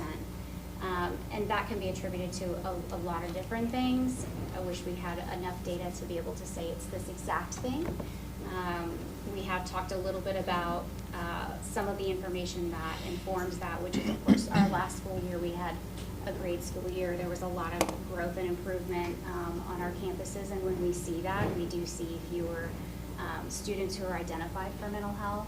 I would also say, as a mental health provider myself, that what contributes to that a lot of times is stigma and just students and families who are not feeling comfortable with reaching out for support and services. So those numbers were impacted. Total for last year, we identified 1,465 students. So at that Tier 2 level, that's the blue block at the bottom, those are our students who were provided services by our school counselors. And those, again, were students who were at risk or maybe going through something, were initially identified for whatever reason. And then the Tier 3 number was 575 students. Those are all referrals for services, for clinical services. And then the tippy top number was 57, which seems to hold pretty much for the most part over the last several years. Questions on that I can answer? Just to clarify, these numbers represent individual students, not necessarily incidences. So one student could have had multiple incidences, obviously, to move through the tiers, right? Yes, great question. Thank you for asking that. Yes, and their head count is only one time in the tiered system. So if we have students, oftentimes students will start at Tier 2, and they'll be provided 5 or 6, 7, 8 more services. So this is head count only. And if you were identified in the mental health continuum for the school year, your head only gets counted one time. So if you started at Tier 2, progressed to Tier 3, ended up at Tier 3 intensive, your head count is going to be at Tier 3 intensive, the highest number of service that was provided. But just one head count. Services would be different, a different count. And I'm assuming you're talking about 24, 25 when you're wondering, kind of analyzing your trend, because was there a change in how services were advertised or anything that could attribute to that jump? No, our website's been pretty consistent over the last several years when it comes to mental health services. I'm not on a campus, so I probably wouldn't be able to answer a lot about how. Most of the time, what we're using to identify students are staff identification, or students are self-reporting that they have a need of some kind. So additionally, this year, on the next slide down, I took the opportunity to kind of give you a little bit more information on, of those numbers, how many of those students actually receive a service. So of that 1,465 students, obviously our Tier 3 services, those are services that are provided by that school-based staff. And so all of those students received a service. At Tier 3, we saw actually an increase in students who received services, primarily because we did a large portion of the evaluations prior to referring students out as a result of new legislation, which I'll talk about in the mental health plan. So a larger number of students received at least that one service. And then Tier 3 intensive students, all students received the services. Questions on that? I don't, I'm not understanding how. The graphic. So are you saying 575 students were referred, but only 433 opted in to receive the service, and we don't know what happened to the rest, or do they go to an outside agency? 433 received at least one service, whether it was internally or externally. So the rest of them are, maybe the parents declined? Correct. I see. Okay. Sometimes because they were already receiving an outside service. So if they were already receiving that service, the parent may have declined see. additional services inside. Okay, thank you. So the next slide down is really just an opportunity to kind of get a good idea as to what our district social work services look like. Right now we have 6 total social workers. This is what their day-to-day looks like in terms of services that they provide. As you can see, 83.5% of their time is spent care coordinating. And that looks like helping our students get access most of the time to some basic needs, right? So if a family is needing access to clothing, food, sometimes physical health insurance, mental health insurance, those kinds of services, they're spending their time with those families providing those services. The rest of what you see there is really just those one-offs, other than, of course, social skills they help with about 10% of their skills. And then we served 1,184 families with 6,909 interventions from that staff. That's with 6 folks. This is crazy to me that it's 0.3% is counseling. So that would be ongoing counseling. This is specific for social work services. So our mental health counselors primarily provide the counseling services. Okay, so just because they go up, this wouldn't be the primary location of the services? For So counseling. for counseling, okay, Yes, I got you. yes. Good question. All right, and our next slide specifically talks about the involuntary examination data. This data is pulled from the DCF website, of course, and we track the number of involuntary examinations that happen on our campus. So the large green bar is all of the involuntary examinations that happen in the county of Flagler County. The blue bar is specific to Baker Acts that happen for young people, so anybody under the age of 18. And then the gray bar is the bar that indicates how many we had on campus. It's important to note that this is by incident. So while there were 67 incidents, it may have only been 63 students or 60 students, depending on how many times one particular student may have an incident while on campus. I don't know if you know the answer to this, but you know SMA, how they're a huge partner and how they're going to be opening up their groundbreaking facility for this. I do not recall, is that for pediatrics or is It that? does not include adolescents at this Okay. time. I was just, because, Good but question. they've been like really excited about it and I never really thought to ask. It is not for adolescents at this All time. right, okay, but we're getting closer, so I That's know right. now they go Right. to Halifax, but That's right. thankfully For emergent, but we Yeah. do partner with them on outpatient services for adolescents. yes, For but for needs emergent, now. still Halifax or wherever closest. But okay, so no, I figured you would know that. Yeah, thank you. All right, any questions on that data while we're here? No, okay, so then I would say next slide, and then we'll start talking about the actual plan. So programmatic supports, this is just an opportunity for us to say thank you to the individuals or the agencies that we partner with over the course of the year to make mental health services possible for all of our students. just like with everything else that we have to be creative with when it comes to mental health needs of our families, we really are pulling and doing all that we can do to make ends meet so that we can put together creative solutions for families. But Advent Health has been a major supporter of our youth mental health first aid trainings on an annual basis. And so without them, we would be pulling from other sources of income to be able to fund that. It's a big lift every year, and just a big thank you to Advent Health for supporting us in that, making sure that the teachers feel comfortable with asking the questions when it comes to the mental health needs of the students. And then, of course, Education Foundation also supports in that same capacity. They pay for our seats to make sure that our teams are trained. So a huge shout out to them. And I think all of our social workers have like a direct line into their office for all of the more intimate needs that maybe some of our families have, that we are just struggling with making sure that we have creative, again, solutions for students so that they can get to school and they're fed and they have clothes and those kinds of things. So a big shout out to Education Foundation as well.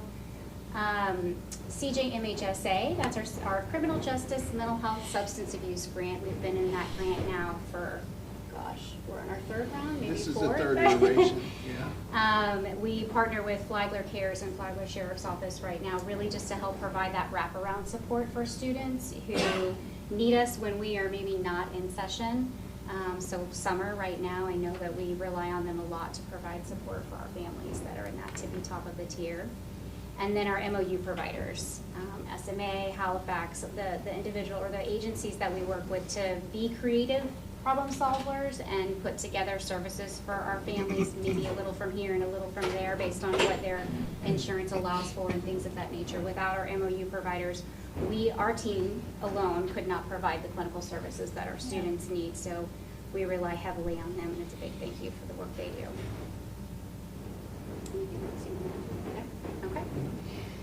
All right, so the next part is our 2026-2027 mental health plan for the school year. So the general overview of the plan has not changed significantly from year to year from DOE. They think they have one addition this year, but the purpose of our mental health assistance allocation is to provide funding for the student mental health needs. We have to have a multi-tiered system of supports. We're required to train our educators, again, in making sure that they can respond to the mental health needs of our students. And then the plan has to have a component for connecting children, youth, and families for services. So the overview is on the next page down. Again, the structure of the plan hasn't changed significantly. The sections there are 17 assurances in that first section. The only new assurance this year is that we have to have the assessment procedures indicated in our standard operating procedure for how we provide mental health services. That came out, I think, at the end of February. So we are required to do the CFARs for all students who are being provided services. It is written in our SOP and it's accounted for currently. The rest of the assurances are the same that they've been for the last several years, and they are on plan for your review. Please, feel free to ask questions on that if you have any.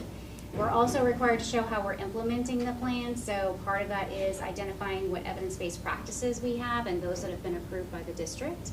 And so we discuss the components of each one of the plans. We talk about how the plan is likely going to reduce our level of high-risk students, because that's always what we're after, is how do we provide those services and supports for them. And then the last portion of each one of those evidence-based practices is how we're going to implement that particular plan on our campuses.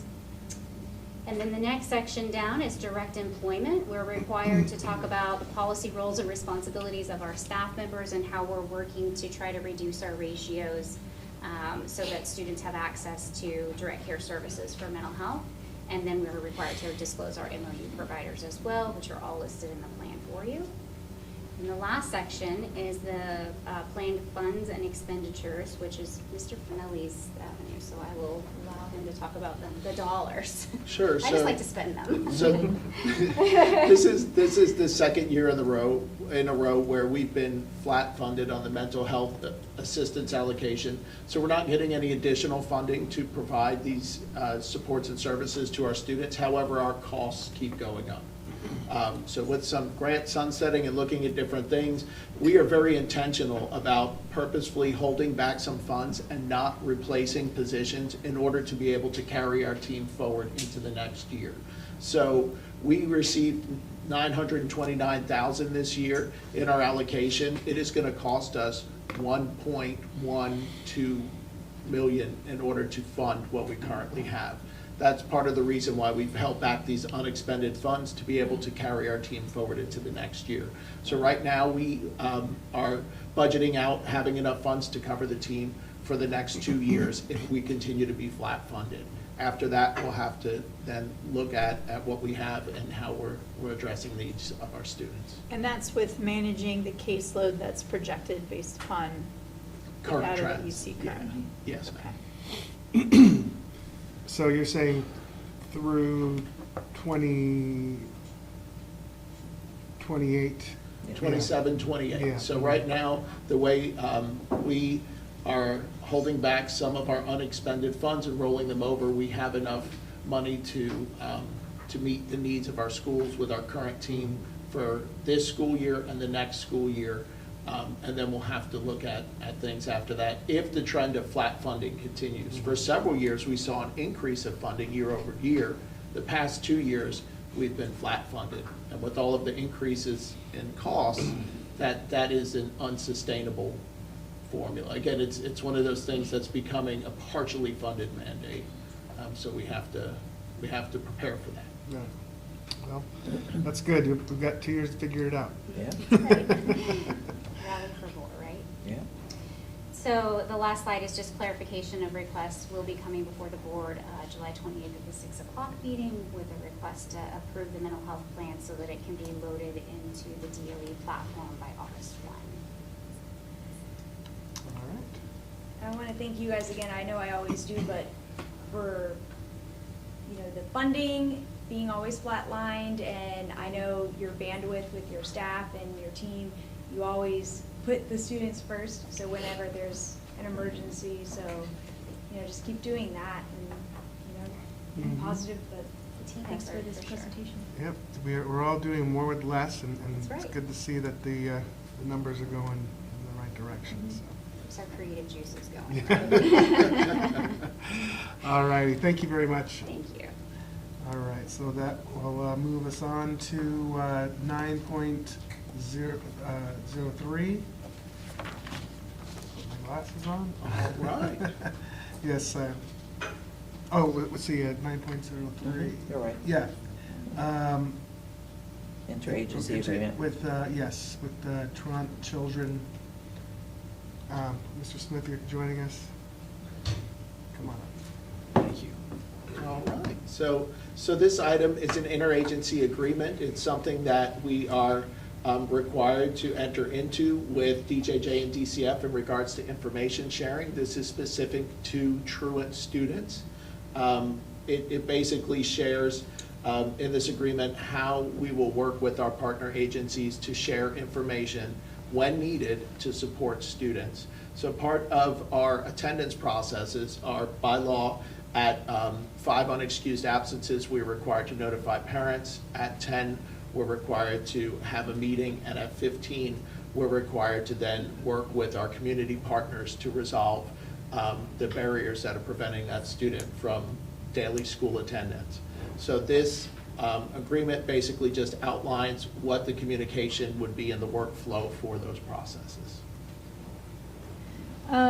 So thank you for addressing some of my concerns on this, and just to kind of state plainly, a couple of the issues that I had were, even at the state level, there hadn't been an agreed upon definition for truancy, absenteeism, what's unexcused versus excused. It can vary between districts. Last year, they shored that up a little bit, I believe. And so one of the items that I wanted to verify was that our student code of conduct and communication to parents, our definition of an unexcused absence, excused absence aligns, particularly when it says, essentially parents can provide, I believe it's for the high school 5, where they don't need any evidence of what the reason was, right? After that, I believe they need a doctor's note or something. So all of that is in line with the state, and everything's in agreement, correct? That is correct. So parents get 5 unexcused, or 5 excusal days for the fall semester and 5 for the spring semester. After that, they would be required to provide a doctor's note or a note if they had to attend court or something like that. But all of this is outlined in our student code of conduct, and we have very specific procedures of how we will address truancy through a tiered process. We even have a truancy specialist that works out of my department that works with our families that are at that tier 2 level, where the school has basically exhausted all their resources to help get that student to school, and now we have district staff that steps in for a higher level of support, which collaborates with our community agencies to help break down barriers. So in this agreement, when it provides those numbers, is that per semester, or like ours kind of seems to reset? Or are they indicating that those numbers are yearly? So the way the state sets it up is it's 5 in a calendar month, or 10 in 90 days, or 15 in 90 days. And those 10 and 15 numbers, it's a rolling 90. Okay, So, inclusive. So, Yes. for example, let's say we had a student who missed 5 days in November, 3 days in December, and now they roll into January, even though, and they miss another 5, even though by our standard, they are not unexcused, or they haven't hit that threshold because it's a new semester, according to the state standard it has, because it's within a 90-day period. But for us, it's crossed semesters. yes, so that is So true. do you think that might cause some conflict or misinterpretation from parents? So with that, we work with our families on those. And if it's close to where a day is going to drop off, those are really not the students that we are intervening with to support. Most of these students have well beyond that 10 unexcused absences days, and those are the ones that we're really looking to intervene at high levels with Okay. DJJ and DCF. The lower level ones where they may be over by a day or two, sometimes it's just as simple as a parent excusing the absence. So sometimes they have the 5 days, but they haven't used them. Sure. And that's where our school staff will reach out to that family and say, hey, you may be getting close to that 10 days, you hadn't submitted any. One thing that's helped significantly with that is Parent Square. So Parent Square actually sends the family a notification, your child wasn't in school today, and it asks them to respond if they were aware of that and that their child was going to be absent today. By responding through Parent Square, that's an automatic excusal for that parent. Okay. And we can accept it. So we've tried to make it as user-friendly as possible. And the way our tiered interventions are set up, it's really about just making sure that every student that's healthy and in a position to come to school and learn every day is. That's what we're looking for. So this isn't like they're automatically looking at our records and by default they're going to intervene and we have to ask for this assistance? Absolutely Okay. not. No, we refer out to them. They don't have access to any of our records until we refer to them. And even when we refer to them, we limit the information that we provide them. It's on a need-to-know basis. And that's Right. something that Mr. Smith and I worked towards because it was more open and we didn't feel comfortable with that. So we kind of reined back in that language and said, we'll provide you information on a need-to-know basis. Right. Okay, so that's wonderful. Thank you for doing that in advance. I do see the list of items that is to be released to these agencies in that case, which includes, parental information, obviously, but also includes demographics and the child's, essentially their disciplinary history. So I'm wondering, why would, let's say, these organizations need to know the race of a student and if they were suspended to help us support reducing truancy? So at a certain point, it does reach a level to where they are legally in violation of the law. And through the SINS-FINS process, they could end up before a judge. So if the judge was to request that information, such as needing to know the discipline history and demographics of the student or family, that's when we would provide it. But it would be on a need to know, and it would be at the point where they've reached a point where it's gone into more of a legal process. Okay, because they're looking at disciplinary history to say, oh, well, this child typically doesn't get into trouble, so what's the situation here? But then why would race or sex matter even if it does turn into something that goes in front of a judge? So in regards to the discipline piece, if the student does have a chronic discipline history where we're suspending them out of school and they're not coming to school, and really what they're looking for are barriers or reasons why the student may not be attending school, and discipline could be one of those. In regards to the demographic factors, I'm not 100% But it's sure something on they why. required. That's something that they are asking for, and we would provide only if they could give us a reason for Okay. needing to know that. So before we're sending this information, and I know that essentially there's FERPA and we notify parents, but I would imagine that if we say, look, we've hit critical mass with your child's attendance, we are now going to seek this outside support. In order to work with them, we need to send XYZ information. Is that going to be part of this process to communicate to parents that that data is going to be sent out? So yes, we communicate with parents throughout the process, and we let them know that we are submitting this referral to SINS-FINS. We tell them what SINS-FINS does and how they will work to support them. And if it does reach the point beyond that, then they are notified and could possibly even be subpoenaed to. And we're telling them what data we're sending. I don't know. They know like that we're sending student records. Yeah, they know would that. include, The like, the academic demographic, history, yes. Yep. the disciplinary Yeah. history, that's in our information that we're notifying them that is going to happen. So when they are notified that they will be attending court, they'll be notified of why and the reasons for and the data that's included in that. So the data that's included will be, okay. But that's only when they're in court, which means we already sent that data to these organizations before that. So SINS-FINS, depending on where it's at, and maybe, I don't know, I don't want to.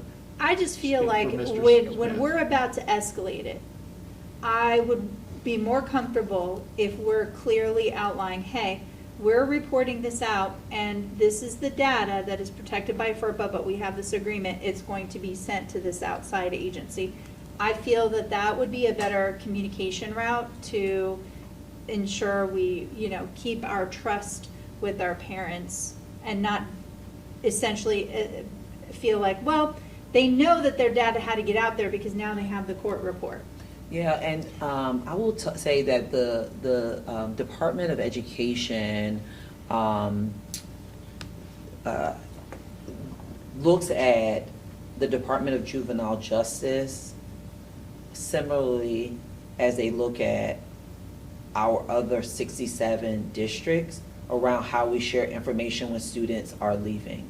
And so what the Department of Education is trying to do is to ensure that when a student is moving throughout our state, we have clear opportunities and ability to share the needed information to provide all the services and they have all the information about a student when they move. And so this one is unique just because it's through the Department of Juvenile Justice, and so it comes as a different agreement. However, when a student leaves and goes to another county, we're sending this same information with them. And so this agreement through the Department of Juvenile Justice, and not just for this, but for other agreements within the Department of Juvenile Justice, is outlining all the things that we would be normally sending to another department or another district that's going to service the student. Because some students may end up receiving their education through Department of Juvenile Justice, and Department of Juvenile Justice has partnered with Florida Virtual School. As you guys know, that's why Florida Virtual School has had an expansion as well. And so it's really around all of the information that we would be sending to other districts as they're servicing our students. Yeah, the Department of Juvenile Justice is not another district. And I understand I that. totally understand that, if there's a expectation, if I go to another school district, I have to sign the papers that say I allow Flagler to share it with St. John's, right? So we require that sign off, right? But that's not Or the the case sending, for, yeah, that's but not that's the what I'm saying. So now we're going to automatically provide that data, which I'm not saying that they should have to sign off. If we're going to escalate it, we're saying, hey, we did all these things and now we're escalating it. We're going to be sending your case to DJJ, and we have to by our local, interlocal agreement, send this data. That in itself may be, a wake-up call. But I just to be more careful and considerate, I don't think a normal, everyday parent outside the school system would assume that there's a data sharing and FERPA is to extend to DJJ without their expressed, sign off. So we can definitely improve what we send to families as we're escalating to make sure it includes this now that we have this. Yeah, I'm not this- saying to change this, our Yes, agreement. yes, this That's agreement our for process. our processes. We Yeah. absolutely can do that. But one of the things that the state is trying to get away from is just what you described. And remember, we were on the receiving end of that, where a student came to us that maybe we don't have all of the information. When students move throughout our system, it's important that the records that we have related to that student is being sent to that district to be able to meet the needs that they have, so that that district is not running into an issue where the parent did not disclose, and we've been on the receiving side of that, the parent didn't disclose everything related to that child, and therefore it's, months later or whatever that we received the information. And so the state is really breaking down that barrier. There were things that we would not send with all of the records, and now we pretty much send everything to that receiving school. But I agree with They're you trying to make that a most default people list. would, yes, Yes. most people would not look at DJJ in that same way. Correct, Yeah. right, So we that's- can definitely that's all improve I'm that, asking. absolutely. So part of the referral process under 3B states that the social worker will provide an overview of the SINS-FIN services to the family.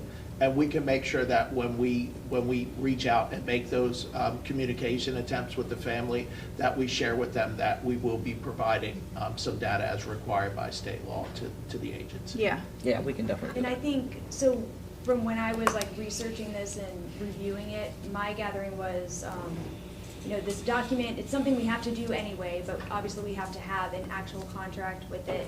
And those requirements that they're requesting, it's required, almost like you were saying. However, just if not every parent knows that, but again, it's one of those things where, from my understanding, it is required because it's through the state.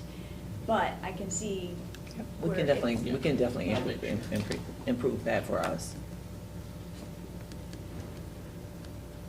Hopefully, we don't need to utilize it very often, but it's nice that there is some type of support. Yes, and everything that we do is to prevent us from getting to that step, right? We want to break down the barriers. We want kids to get a quality education, to come to school every day, that they're healthy and able to do so. And you guys have had some great success, better than average compared to the Yeah. state.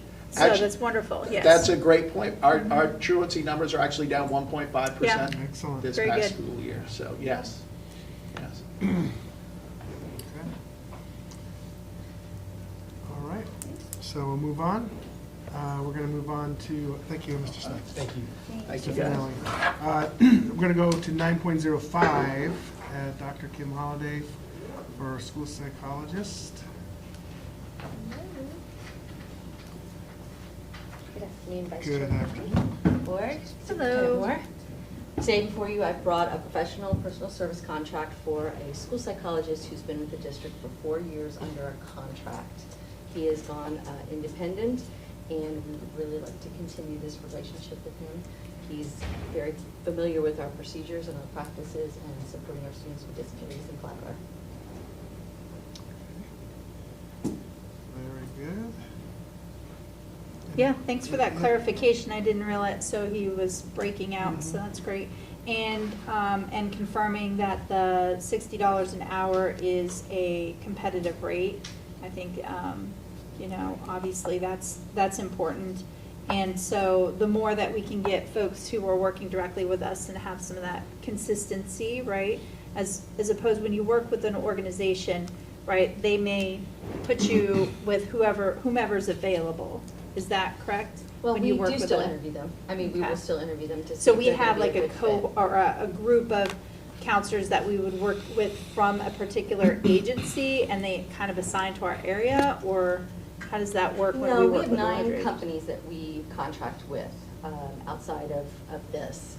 Those companies, I put out an email asking for certain contracted support staff to come, and then they provide me with those individuals that are here, that are available, and that will fall within our current rates. The rates for our contracts are actually $63 to $68. So Mr. Warner's underbidded them. He falls right in with what our current school psychologists make if you add in all their benefits. Okay, great, thank you. For sure. All right. Any other questions? All right. Well, thank you, Dr. Holliday. Thank you.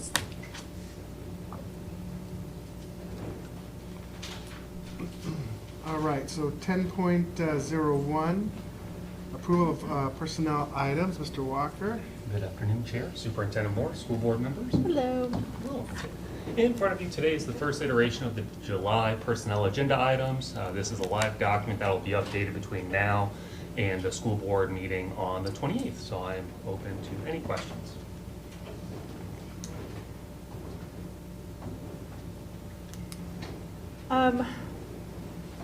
I did have one question that I had shared earlier. I had read in the paper that essentially we as a board had approved a particular position, but that is just appearing now in the personnel items, so it hasn't been even voted on. So I'm wondering how that kind of like misalignment is maybe happening between, you know, our hiring process, the communication with the board, and communication with news outlets. Understandable.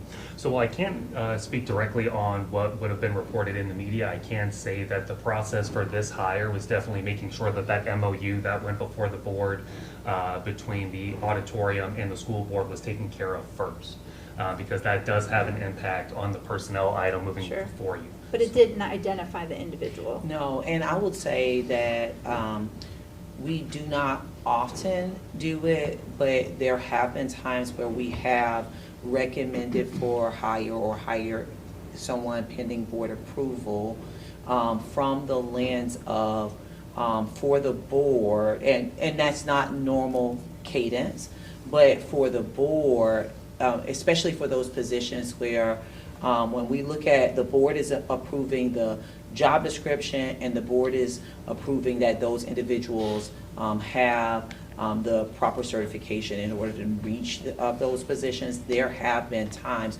that we have hired outside of that cadence. It's not a normal practice that we do, but and I know that Mr. Delaney is not here.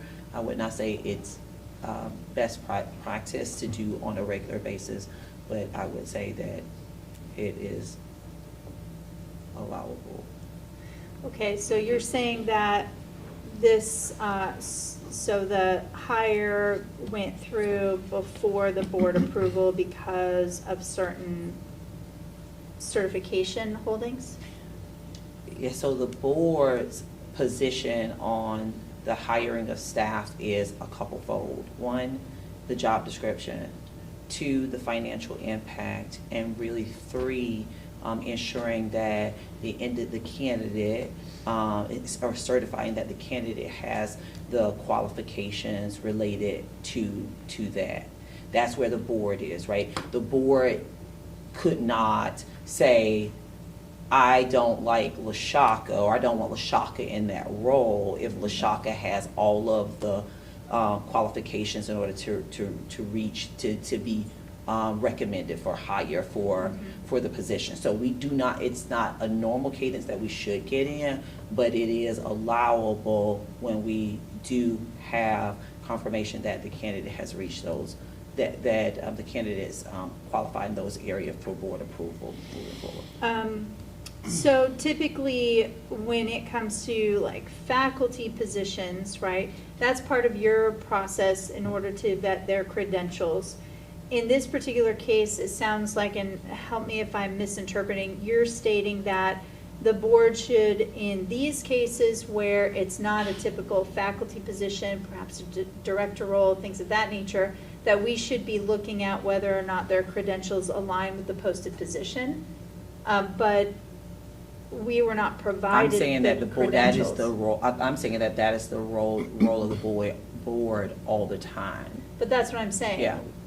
So But what- where I first heard of it was in the newspaper, and I've not received any credentials of any individual for this particular Yeah. position. And I will take ownership of that, absolutely. I don't know why it was off of its normal cadence. I do completely apologize for that. I will take complete credit and ownership of that mistake, because Yeah, I'm we not do trying to all- reprimand, No, I'm no, trying I to don't, I just don't, fix I the take it as an process. opportunity for correction, because as I reflect back, you're absolutely correct. Because I know that I did not send out anything, and positions of that magnitude usually would come from me, and so I do apologize for that not being on the appropriate cadence. Because in this particular situation, beyond the person's credentials, one of my questions was that, you know, it says it has an overall budget impact of 0, whereas the Fitzgerald board was contributing $30,000 for this role. So are we saying that this individual is receiving the same compensation as the outgoing director, who had, I believe, a total of 38 years in essentially FRS teaching, directorship, that kind of thing? And that's my question. So essentially, this individual coming in, and again, I don't know what their years of service or previous years, other than what I read in the paper, is that comparable to the outgoing individual? Because then, is there a concern, because I believe that this has happened with 2 other roles recently, where it offset the budget impact by, you know, a couple tens of thousands of dollars. So are we paying our current people who have all these years' experience and have, you know, an upper rank, but then when we hire somebody new for that role, we're paying them the same amount, if not more? And so that's my question, or am I misinterpreting the budget impact on this No, role? I don't think you're misinterpreting the budget impact for the district, the impact that is having on the district. But as we've discussed before, to the point of the salary schedule that the board has requested, is we do run into that when we have individuals coming in from outside of the organization, to really look at what is the competitive base that we're starting at versus what should, or what the market is for this area. So it is something that we do run into sometimes, where you know, people come in and maybe they are making slightly more than the person who vacated the position. We do run into that. Okay, so we did not have a slate of qualified individuals from within the organization that would be able to make do with the previous salaries, what No, you're I'm saying that the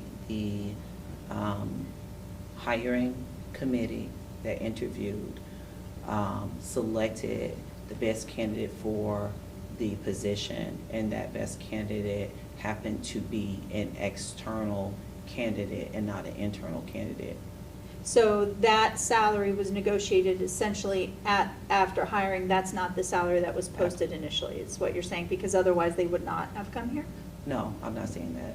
The salary roll, so when we signed off on the same salary roll though, for the salary lane for that position. Well, we set the So- guidelines and the job description, and that's the role of the district to do it. I do agree that in time past, for high-profile hires, usually that was communicated to the board through the weekly brief or through a general email.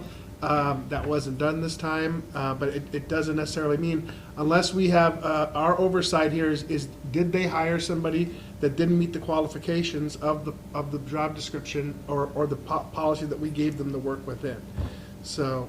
And I do take complete ownership of that, that we should have been in our normal cadence, and going forward, we will address that of notification. Okay. Any other questions for Mr. Walker? Yes, for Dr. Holliday, so we're going to miss her a lot, and I'm just wondering, do we have a plan in place for it, because that role is extremely important for our community and our special needs children, and I just wanted to know how that was looking. And I know we need the right person, but that's a big, we're doing really well with our special needs, and I want to make sure we keep doing a good job. We certainly are, yes. So we have assembled an interview panel that includes administrators and an EPAC representative, so that we have family and community input on that, and we are actively interviewing candidates. Okay, yeah, that is very good to hear. I'm sad to see you leave, but That's right. no, thank you, because I know that, school's coming up, so do you expect that to be when school starts, or what's the timeline for that role? We're hoping to have an August 1-ish hire. We're hoping to get through the process and make sure we find Yeah. the best candidate available for it. And hopefully it works in line with the start of school, but we're gonna make sure we find the right fit for Flagler schools. Yep. And in the meantime, if there is not a layover or crossover, then Dr. Jennifer Wright, who's already in that department, as well as Dr. Angela O'Brien, will serve that role until the position is filled. The same thing, we're in that same situation with an assistant principal for Bunnell Elementary School. Currently, we have a vacancy there. We're doing interviews this week for that individual, but in hopes to request a July 28th approval from the board. If we do not, then we will just provide support to Bunnell Elementary School until we have the person identified, and I'm confident in our ability to do that. Thank you, appreciate it. All right, thank you very much. Okay, now we're moving on to 12.01, priority projects. Mr. Corey Bush. Welcome, sir. Good afternoon, Vice Chair, Board Member, Superintendent Moore. Bringing before you the project priority list for Bunnell Buildings 3, 13, and 18 for flooring there. In the wet locations, luxury vinyl plank. And then at Belterre Elementary School, replacing the VCT and luxury vinyl planks in buildings 300, 400, 500, 600, and 700 in the cafeteria. This was previously brought before you in Survey 6.1 and 6.2, which was the first step of the process. This is step 2 of using the CO and DS funds. Any questions? Thank you. Thank you. All right, thank you, sir. All right, we will move on to 17.01, student generation rates. Welcome, team.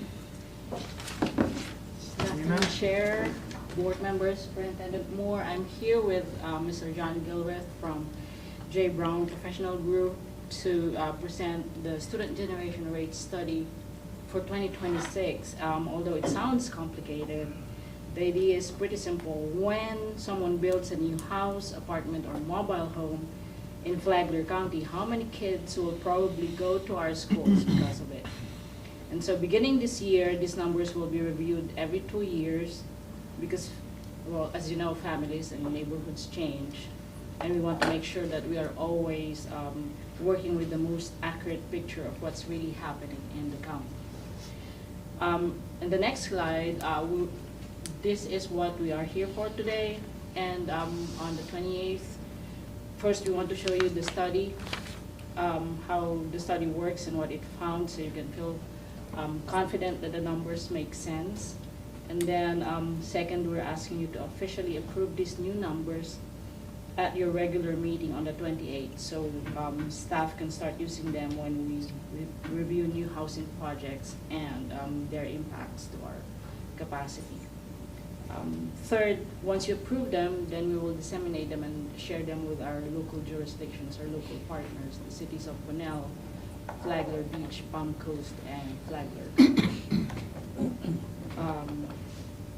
So for the benefit of our community, we would like to situate where student generation rate is, the student generation rates in our planning process.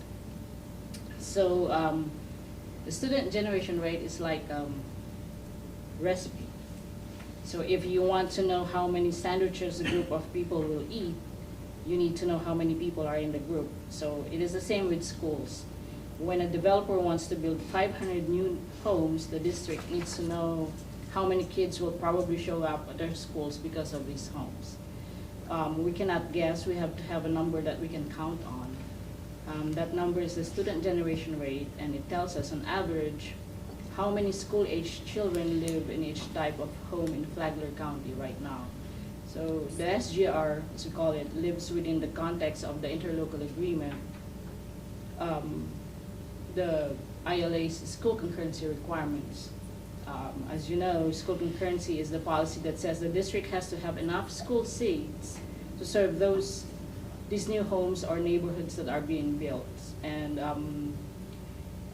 SGR is the basic number that we calculate, knowing the estimated number of students coming from these homes would help ensure seats are available in the future when we start serving them. The level of service answers the question, are our schools full or do we have room? And if there's no room at our schools, developers pay their fair share through proportionate share mitigation and impact fees to fund new student seats. And this way, current taxpayers who have already contributed their fair share will not have to pay for these new impacts. And everything flows from that center number, the student generation rate. And that is why we need the SGR, those rates, to be accurate. And that's why we update them every 2 years. And so the next slide. This is why we do this study. We have to comply with the interlocal agreement. It requires a biennial study of these rates. And then we need to know how many, as you know, how many students are coming from these developments that we are going to serve. And then it is also a tool for growth management. It is for the future. We want to ensure capacities will be available when they are needed, and we don't want to scramble when in providing those seats. And also, Flagler School is the main school system in this in the county, and so we are duty bound to provide seats to our students who are coming from these neighborhoods. And so we are the ones who need the best possible data. And in the next slide, so we'll go into the methodologies. So this is an overview of how we made it, and Mr. Gilreath will do a deep dive into the methodology, and then this is just a reminder: the 2026 study is a refresh of the 2024 study. Good afternoon, Mr. Chair, members of the board, Superintendent. I'm John Gilreath with J. Brown Professional Group. I've been working with the district for about 4 years on various planning efforts as well as with other school districts throughout the state of Florida. I'm going to talk to you about sort of the data sets that we use to come up with this analysis and then present the final numbers to you all and then be available for any questions. Admittedly, I'm a self-described data nerd, so I could talk for hours on this. I'm going to keep it in sync. Respect your time, but we're basing this analysis on current and localized data. And so when I say that, we're using parcel level data and data provided by the district for this analysis. We're looking at the distribution of students throughout the county, as well as parcel and land use data from in Flagler County. So the first data set that we use is student addresses, right? So we have the FTE count provided by the district from the current year, and we use that to match against Flagler County's E911 address point file, which is a data set that's for every building and structure used primarily for life safety purposes, but we use it to verify the addresses provided by parents and families to the district of where students live.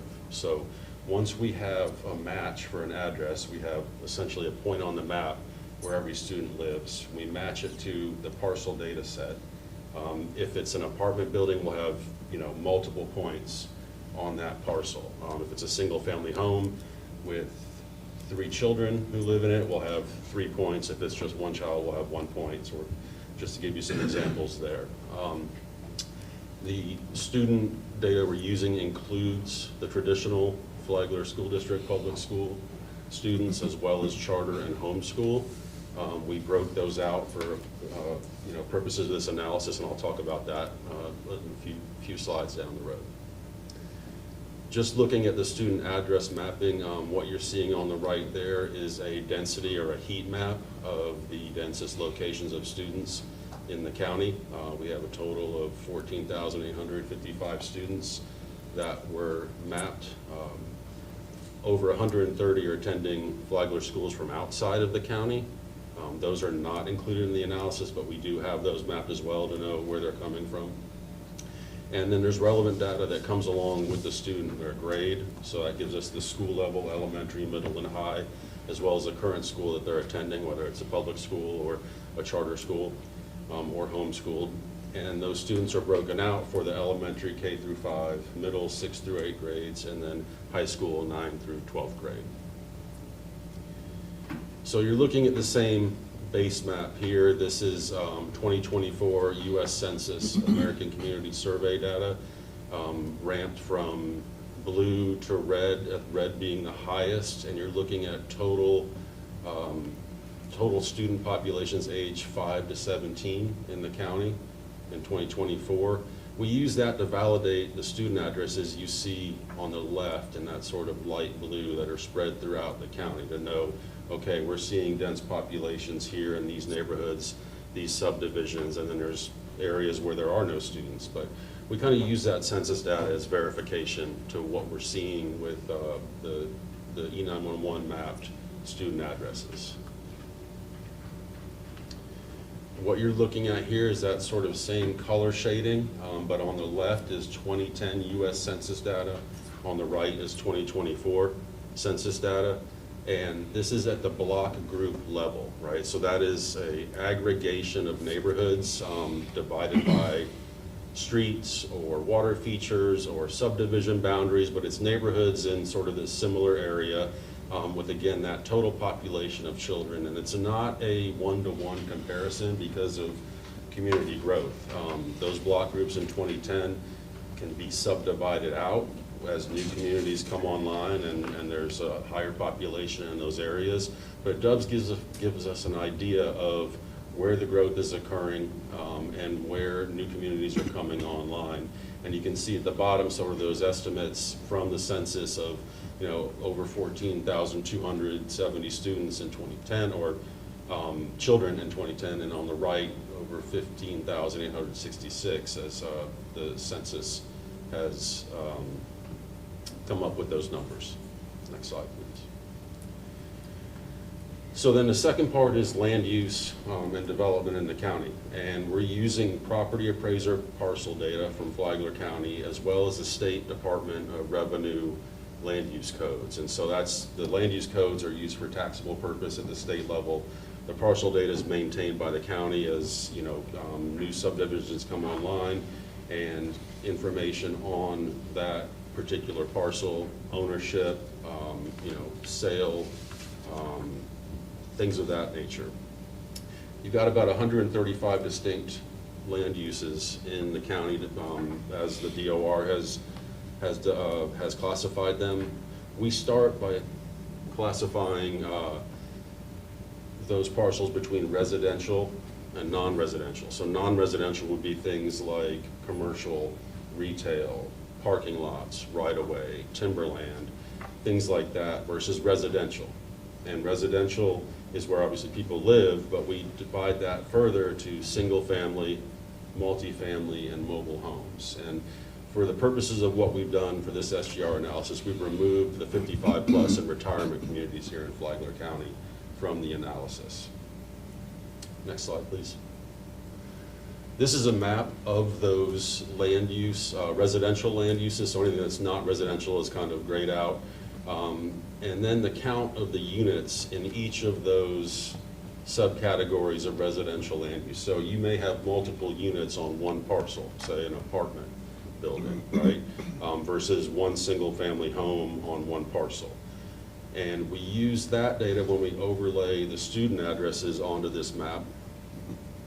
Next slide, please. We can go back to any of these if you want to look at them in greater detail to really come up with that analysis. Again, we remove those 55-plus retirement communities. Duplexes and townhomes are treated as single-family residences. Condominiums are classified along with apartments as multifamily residences. For the traditional student generation rate analysis, we didn't include homeschool or charter students. We did come up with that number for presentation purposes to show you in comparison. And again, that student generation rate, or SGR, is the number of relevant students divided by the number of relevant units. So an example of that would be on the bottom right, where you have 1,000 students that live in single-family homes, countywide, for example, versus countywide 10,000 total single-family units would give you a student generation rate of 0.1. A different way to think about that is, say, a new 100-unit single-family home subdivision is coming on. If the county had a student generation rate of 0.1, we would expect 10 students to be coming from that community once it's fully occupied and built out. So this is just the breakdown, again, of those types of residential land use types, single-family dwelling units, multifamily dwelling units, mobile home dwelling units, and then the number of students by school level, elementary, middle, and high, that live in those particular land use types. So again, we broke it out by school level and then by land use type. This is the 2026 SGR final numbers that we're presenting to you today. That top chart is the traditional public school students, the ones that are attending Flagler schools. The bottom number is the traditional public plus charter and homeschool students. So the bottom chart, the SGR is higher simply because there's a larger number of students included in the analysis. This is a comparison of 2026 and 2024, the last time we did this for you, and 2021. Now, the numbers are a little bit lower, and I think that's because, looking at it holistically, you've had 10,000 units built in the last 3 years in Flagler County. So you've had a large amount of development occurring compared to previous years as well. We know in the future, with some of the things in the news, that development is planned to continue throughout the county. So these numbers can shift depending on the amount of homes that have come online. There's usually a little bit of lag with people moving into homes, obviously. And so they've gone down a little bit here. I think that's predominantly because of the large amount of units that have been built in the last 3 years. And then just to give you an example of sort of real world applications here, we'll start with Brookhaven, which was applied, the application year was in 2012. The student generation rate at the time had a reserve capacity of 7. In 2023, we saw 70 students living in that neighborhood. In 2026, we saw 50. You have Sawmill that was applied for in 2018 with a reserve capacity of 55. In 2023, we saw there was 87 students in there. As it's been built out more, you're seeing 107 students that live in that subdivision right now. Versus Somerset, which is still being built out in phases. Application year of 2021 with a reserve capacity of 66. Right now we're seeing 15 students in there. We expect that number to increase. So this is sort of a real world application of that student generation rate with the number of units in a subdivision and the estimated number of students versus actually what we're seeing. That was a very quick, succinct explanation of the student generation rate analysis. I'll open it up to any questions, or to Ms. Lisa if she has anything she'd like to add. So just to confirm, so the last slide, so Sawmill, just for that example, we reserved 55, anticipated 55 students, and we generated 107. Yes. Just like. And remember, that was based on the student generation rate at the time of the application, so you had a lot lower housing stock. So that actually leads into my question. Why do we do this on current data and not look at like a regression analysis or something? Why are we, well, it seems like we're just looking at the current situation and not necessarily trying to look at a trend set of data to project. Or maybe we are and I'm not seeing it in these numbers, but essentially how often are we going back to determine were our previous generation rates accurate, right? Because if we're essentially shortchanging ourselves if we have incorrect generation rates at the time that the buildings are going on. And so that's my concern. How are we ensuring that these numbers are valid for, you know, the time that we would actually need to build that school, or the community is actually having people start to arrive and buy those homes? Well, I think, you know, it is a snapshot in time, and you have to base it on the current housing stock that you have now. And attendance changes and state policies change. And so I think that it's hard to go back and really say we could do a regression analysis for this, because it's kind of, the data sets are different at every point in time. Well, if I recall though, I mean, we just did our interlocal agreement that showed the projections, and actually, if you look at that report, Ms. Ruddy, I think you might get some of that kind of showed a future timeline. Those were enrollments though, and that's what I'm saying is like, that shows our enrollments and projected enrollments, which I think those numbers were calculated differently than what they're doing here. And so you're saying, well, based upon the current housing availability, where we don't know this empty land, they're not counting the empty land that could be built out. And that's my, which I understand could change from residential to commercial, but isn't there a way to essentially determine or predict, hey, a county with this much available land is going to have, on average, X% get developed into residential? Shouldn't we be using those numbers? Because if they get their permit today, by the time it affects our schools, it's going to be 10 years from now. And at that point, we didn't actually count those students, and we don't have impact fees to perhaps count for some of those students in that gap. Or is this dictated by legislation and how this is calculated, and we cannot do that? It's not dictated by legislation. It's sort of a best practices that a lot of school districts do, and that's a good point. Looking at the future land use is a good way to look at what could happen. Now, using future land use is kind of in ways a shot in the dark, because you're looking at like the allowable density at the time. Zoning is a little bit more restrictive, but zoning can be changes all the time. Right? Yeah. I'm sure there's like, you know, you can have a weighted average in some way looking on past historical trends. That's the way, because I don't know that you're asking us to approve these numbers, and I don't know if the numbers even in the past have worked. How accurate are we to now? You gave me 3 snapshots, but overall, right? It really depends on, where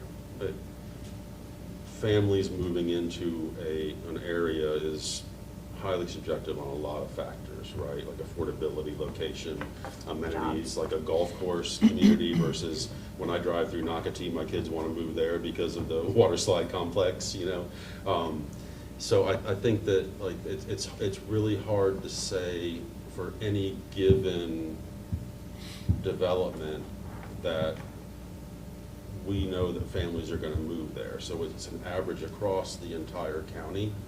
I hear you on the weighted average. I would tend to agree with that. That's something I would imagine developers are using actuaries to determine how much in demand are their houses going to be, right? So we could probably capitalize on some of that data in maybe a more, I don't know how to describe it, way or strategic way.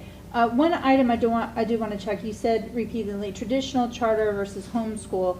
Are we blending in? I know we have a small set of private schools, but they're still there. Are we blending in those into one of those buckets? The only reason why we don't include the private schools is because we don't have, we cannot geocode those students, we cannot place them on the map and therefore add them to, we do have numbers, but we,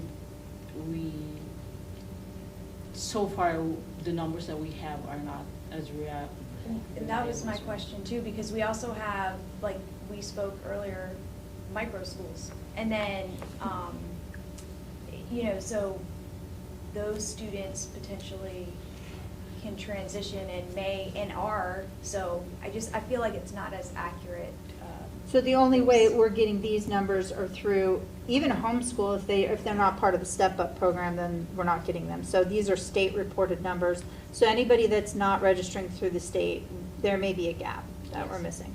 I see. And I would say that, if they're registered with us through our home school, we don't, capture here would not be all of the students who are registered with Step Up either will be captured here. Okay. Because some of those students will be the students that are in private, because remember, some of those students have never been with us within our organization, and those who, to Step Up specifically, those who were with us, they must withdraw from our school district to go in there. So it doesn't capture all of those students either. Okay.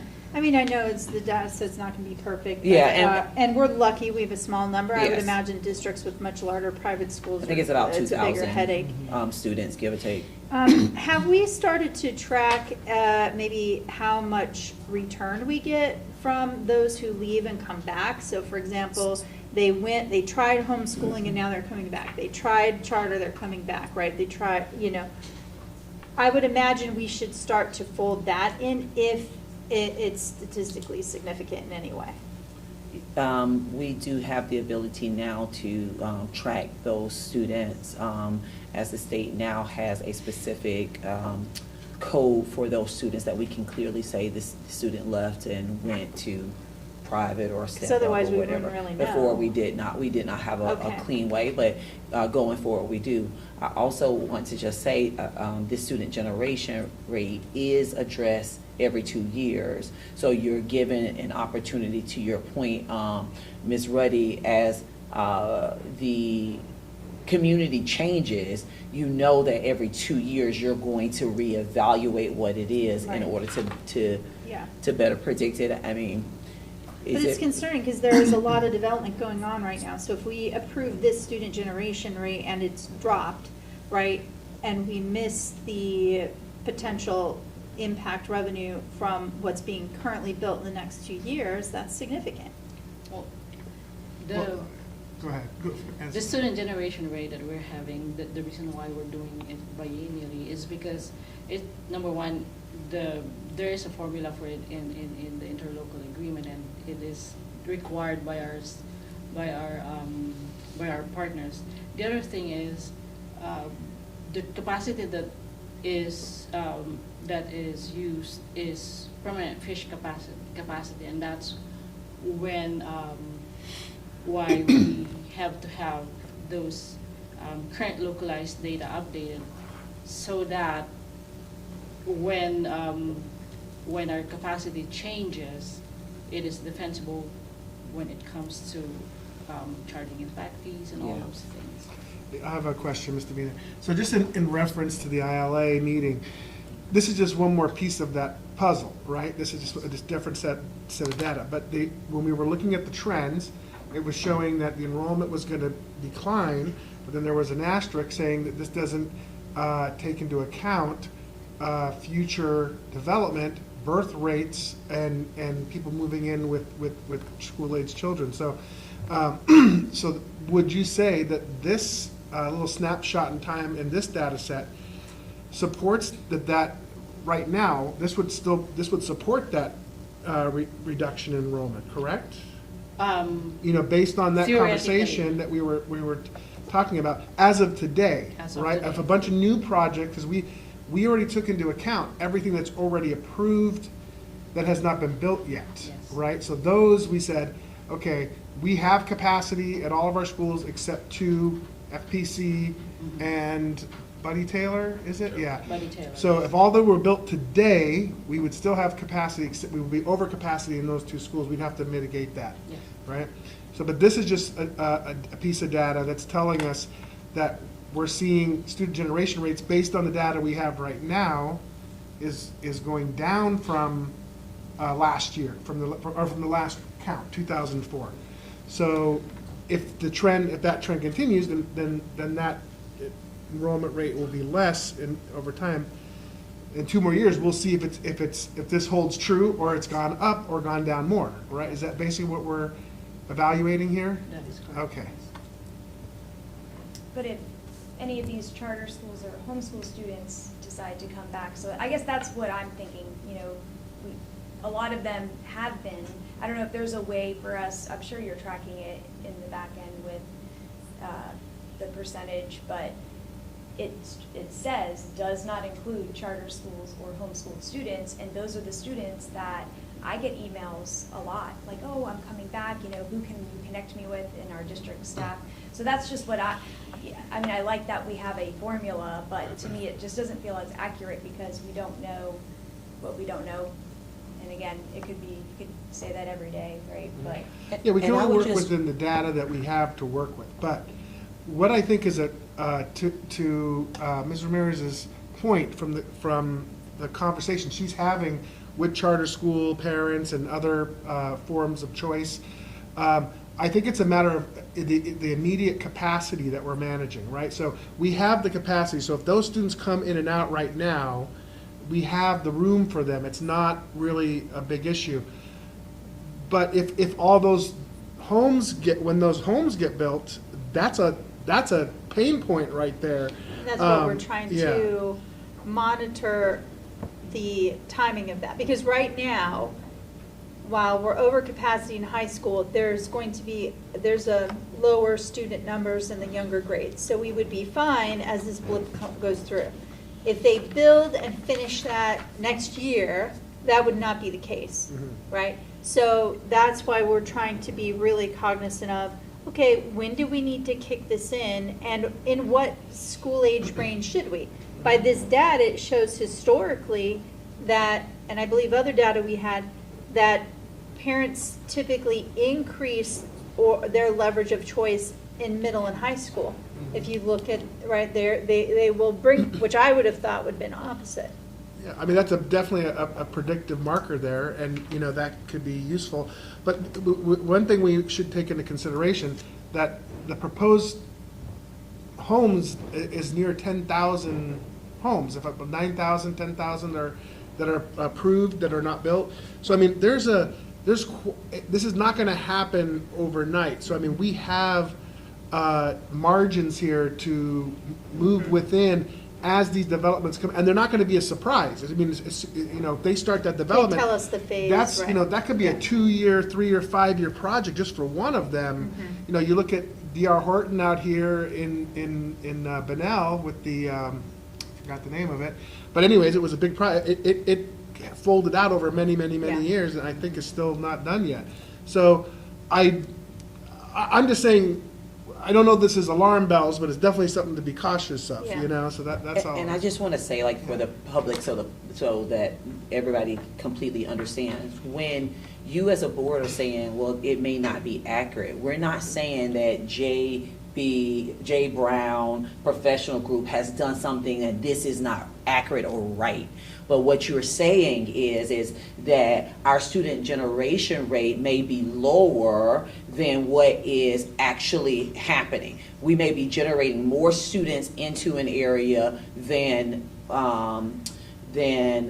we are being credited for on the district side. Right. And I just think it's important to clear that up, because we know that there's always language around proportionate share, impact fees, and all of that. We're not saying that this isn't, the information isn't accurate. We're saying as we move forward and we look at the data of what we have that's here as a snapshot, some of these places may be generating more students than we accounted for in the student generation. Right, because we're applying a historical method to a situation where in Flagler, not only are we dealing with choice which the rest of the state is, we have a very unusual growth rate, but also within that growth rate, an imbalance of 55-plus communities. And what if they decide to switch because the market switches, right? You know, they're doing some things with first-time home buyers that are new. If they change that legislation, what's that going to impact? And so if that switches overnight, that's very scary to me to accept a lower number here, which is what's being proposed. But what we also don't want to be in the position of is the narrative that we're collecting more than what is actually needed for the students that we're But if you go down to it, right? If they built a complex, if they built that 10,000 homes and it generated 500 kids, or our elementary schools are packed, so it generated 1,200 students, which would need a new elementary school. Let's just say 1,200 elementary.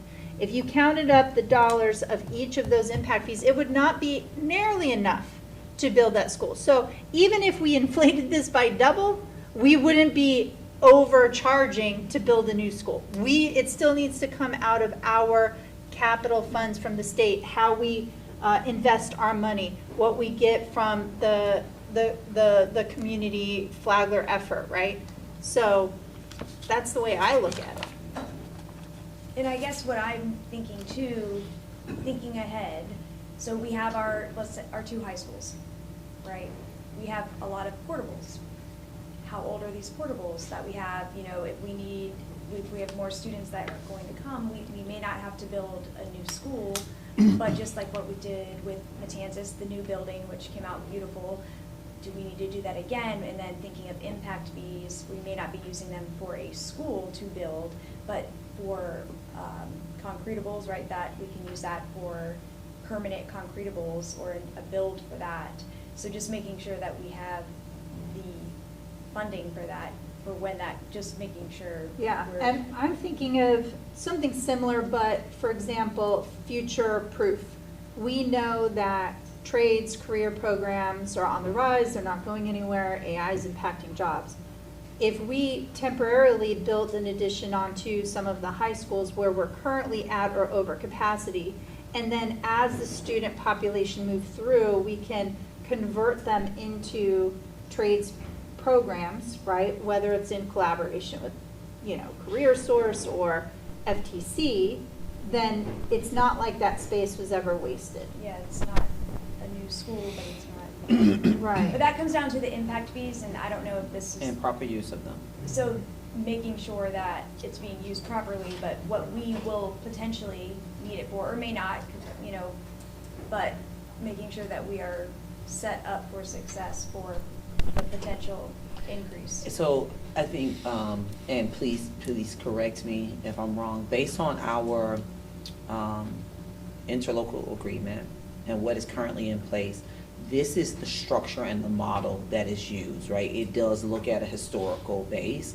And so this is why that model is before you. You and the individuals that work, that sit on that team would have to have discussions around any type of future changes that would want to go forward, and have the other partners in that work agree that this would be beneficial for us to look at these numbers in a different way. Andy Dance did reference that even according to the student population numbers and the way that it's required from the state, really we need 2 different sets of numbers. We need the ones required by the state and what we're actually seeing right outside of the fish capacity or what's reality, right? That is what we are doing. We're looking at actual enrollment and October FTE. Your student generation rate right now that is before you is based on our October FTE, which does not have VPK. So that is why we have shifted, or we have added actual enrollment. But because the October FTE is what is in the ILA, and that's why we're using that as VR. Okay. All right. Well, thank you for the presentation. We appreciate it. Thank you. All right. Thank you. Thank you. for Good to meet you. joining us today. Thank you. Okay, now we're going to move on to 1801. Board approval to award contract for request for proposal for health benefits. Afternoon. Good afternoon, Vice Chair Furry, members of the board, and Superintendent Moore. Before you today, we ask approval to award request for proposals or RFP number 26-03 for health benefits consulting services to Brown & Brown Insurance Services Incorporated. Brown & Brown Insurance Services Incorporated currently provides health benefits consulting services to the district at a fee of $115,000 per year. The previous agreement with Brown & Brown Insurance Services Incorporated was established under RFP number 20-05, and it has exhausted all available renewal options. The district recently solicited proposals from qualified consultants to provide these services through RFP number 26-03. We received 2 proposals, and both respondents were deemed to be both responsive and responsible. The proposals were evaluated on the following 4 criteria: experience and qualifications with school districts, scope of service and customer service, references, and cost/fees. The cost/fees criterion was evaluated through a formula, awarding points based on the annual fee for services provided by each respondent in their proposal. After reviewing and scoring all submitted proposals, the average scores for each proposal were the sole factor used to determine the vendor recommended for award. The evaluation committee recommends that the school board of Flagler County approve the award of request for proposals number 26-03 for health benefits consulting services to Brown & Brown Insurance Services, Inc. The proposed contract with Brown & Brown would be a 3-year term with 2 optional 1-year renewal periods. The fee for services proposed by Brown & Brown Insurance Services Incorporated would be $140,000 per year. While the fee for these services would increase from the $115,000 per year under our previous agreement to $140,000 per year under this proposed agreement, this increase undercuts the inflation rate since the prior agreement was signed. Additionally, the proposed fee of $140,000 per year is less than half of the annual compensation of $300,000 proposed by the other respondent, Hub Public Risk Incorporated. While we planned to have the contract available for review at today's workshop, we are still refining the terms to secure better protections and more favorable conditions for the district. The contract document will be presented for review and board approval on the August board agenda. So today we are only asking for approval to award the RFP to Brown & Brown Insurance Services, Inc., and not to enter under an agreement at this time. Did you say the hub was $300,000? And so for that, are you able to explain, like the value level for them was so much lower? Is there a reason or something that you can, from your evaluation of scoring, or I'm just trying to see. Yeah, the addendums did not come through for that. They were blank, the ones you provided. The addendums? Well, like, Or for the- example, the Brown & Brown had the amount that they were charging. The first I'm hearing for the amount for Hub is what you're stating here. All the addendums, like, say, attachment K or whatever, they were included for the Brown & Brown, but not for the other proposal. For Hub Public Risk? Yeah. We did And not. then you emailed me, but it was the blank version, so I was like, did they just not fill it out? Oh, no, sorry, And- I misunderstood the question. We didn't include the Hub Public Risk proposal on the board docs for review. If you would like, I'd be happy to include it and give it to the board. It's just, they're both 2 humongous documents, and I didn't want to have you guys read everything unless you wanted to. Point out quickly, when we come before for RFP, we typically just share the bid that's been awarded by the RFP or the recommendation, correct? Or do we typically outline everything? No, typically it's just the proposal that has been selected by the evaluation. See, I, in this case, I would have liked to Ms. Ramirez's point, look at what are they charging extra for, because not only, you know, there are also, let's say, fleet services to compare to in terms of what they provide, and which would eliminate or minimize the need for a health insurance broker. So it's like, okay, was Hub going to provide some of the similar services that Fleet, and we don't know that. And one comment you made earlier was that this current RFP is $140,000. That's 21.7% increase from previous, but you're saying that that's in line with inflation? The calculation I used was based off the Federal Reserve data. It was the CPI for all urban consumers in U.S. city averages. The calculations I did using that were, they gave an inflation rate from January 2021 when the previous agreement was signed of 23.9% to now, which was slightly higher than the price increase over these terms. That's where I got that number from. I guess with my question is, I'm just curious why 300,000, what are we missing? And you may know by just, I don't know who was on the team to interview, and if you wanted to provide that, or if you know off the top of your head, because I'm just, the value for the scorecard is so much different. I'm just trying to see what. Yeah, absolutely, and we'll be able to provide some follow-up information between now and the board meeting as well. That way you can see exactly what was presented, essentially apples for apples. Being a part of that committee, we had the opportunity to see both Brown & Brown and Hub. And looking at the two, they both were presenting very similar services.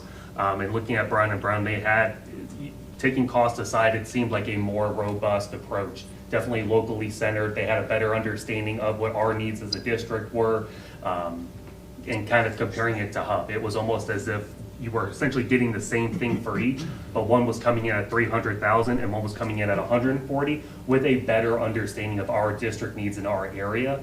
But we can definitely make sure you guys have that information as well. Sure. I think some things that I would like to know, for example, is how much cost savings were they able to procure for their previous clients? If they save over their amount, then, right, it would be worth it. Are they retaining less of the kickbacks that the pharmacy benefits might provide? Because insurance brokers are allowed to keep, you know, a skim off the top of what they contractually save us, right? Are they taking less of it? Are they taking less money directly from the insurance company, right? Because they are fiduciary. So those are some other questions beyond the price that I would like to know in terms of, and it could be, no, could be they are the same thing and they're just charging that much more, right? Yeah. But just curious on those Absolutely. elements. And looking at it, you would think like, okay, for the higher price tag, would they have included in their RFP, hey, we are going to staff someone full-time? That was not a part of it. Right, right. We've Because seen it- they have access to our records to know what we approved before. So we can go ahead and get that information. Thank you. And this, during the RFP process, you know, the bids are confidential for a period of time. So at what point do those, just for future reference for the public and other board members, at what point would this be available to the public to review so that it has passed that quiet period, whatever it's called? That all the proposals become public after our notice of intended decision is posted. So this is a document we post usually a couple days after the evaluation meeting itself has taken place, and it starts the protest window if vendors want to protest. After that, everything is out in the open in accordance with the Florida statutes. So this has a date of 6/16. So then would that have been the date that were those 2 days later it would have been available? Yes. To the public? Yes, Okay. this scoring summary and the notice of intended decision. Gotcha. Just in the case somebody wants to do a deep dive on that after the fact, that's when you can expect to find it. And at that point, that's not posted anywhere unless it was on board docs. So it would have to be for the community, a public records request. Okay, got it. Yeah, and then for the, right, we did not receive any protests following the RFP notification. From the other correct? vendor? Okay. No protests. Okay. So we will share with the board the information that was received for both applicants and move forward from there. On the 28th, the team will be coming asking for approval and awarding of it to Brown & Brown. Peter, if you can just explain to the board the process in the event that the board did not approve awarding it to Brown & Brown, what would be the next steps? If we choose to award to no vendors, we would ultimately have to resolicit this solicitation. We would have to do another RFP starting from the bottom, modify our document to suit our needs, have both, well, any companies who would like to propose the evaluation, and then we would bring it to you again. That process is usually about 4 months long. It depends. This one is a little bit more complex than a lot of the smaller RFPs, but 4 months would be a realistic timeline from failure to award this one to bringing the next one to the board agenda. Thank you. All right. Okay. Thank you very much. Thank you. Thank you. Vice Chair, can you take a 5-minute break? Let's see here. Yes, Or we 3 will do minutes. that. We'll take a 5-minute recess.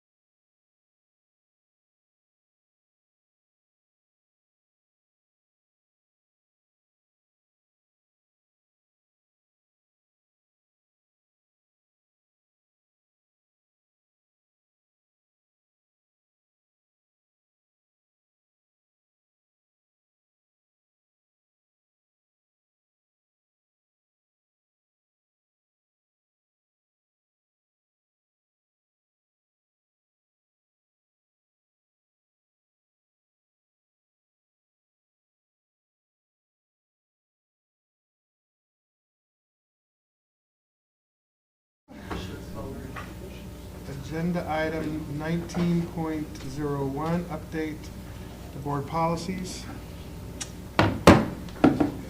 Welcome, gentlemen. Good afternoon, school board members and Superintendent Moore. We come before you this afternoon to discuss school board policies that we had to update because of legislative requirements. We will be seeking permission to advertise these policies at our next school board meeting. Okay.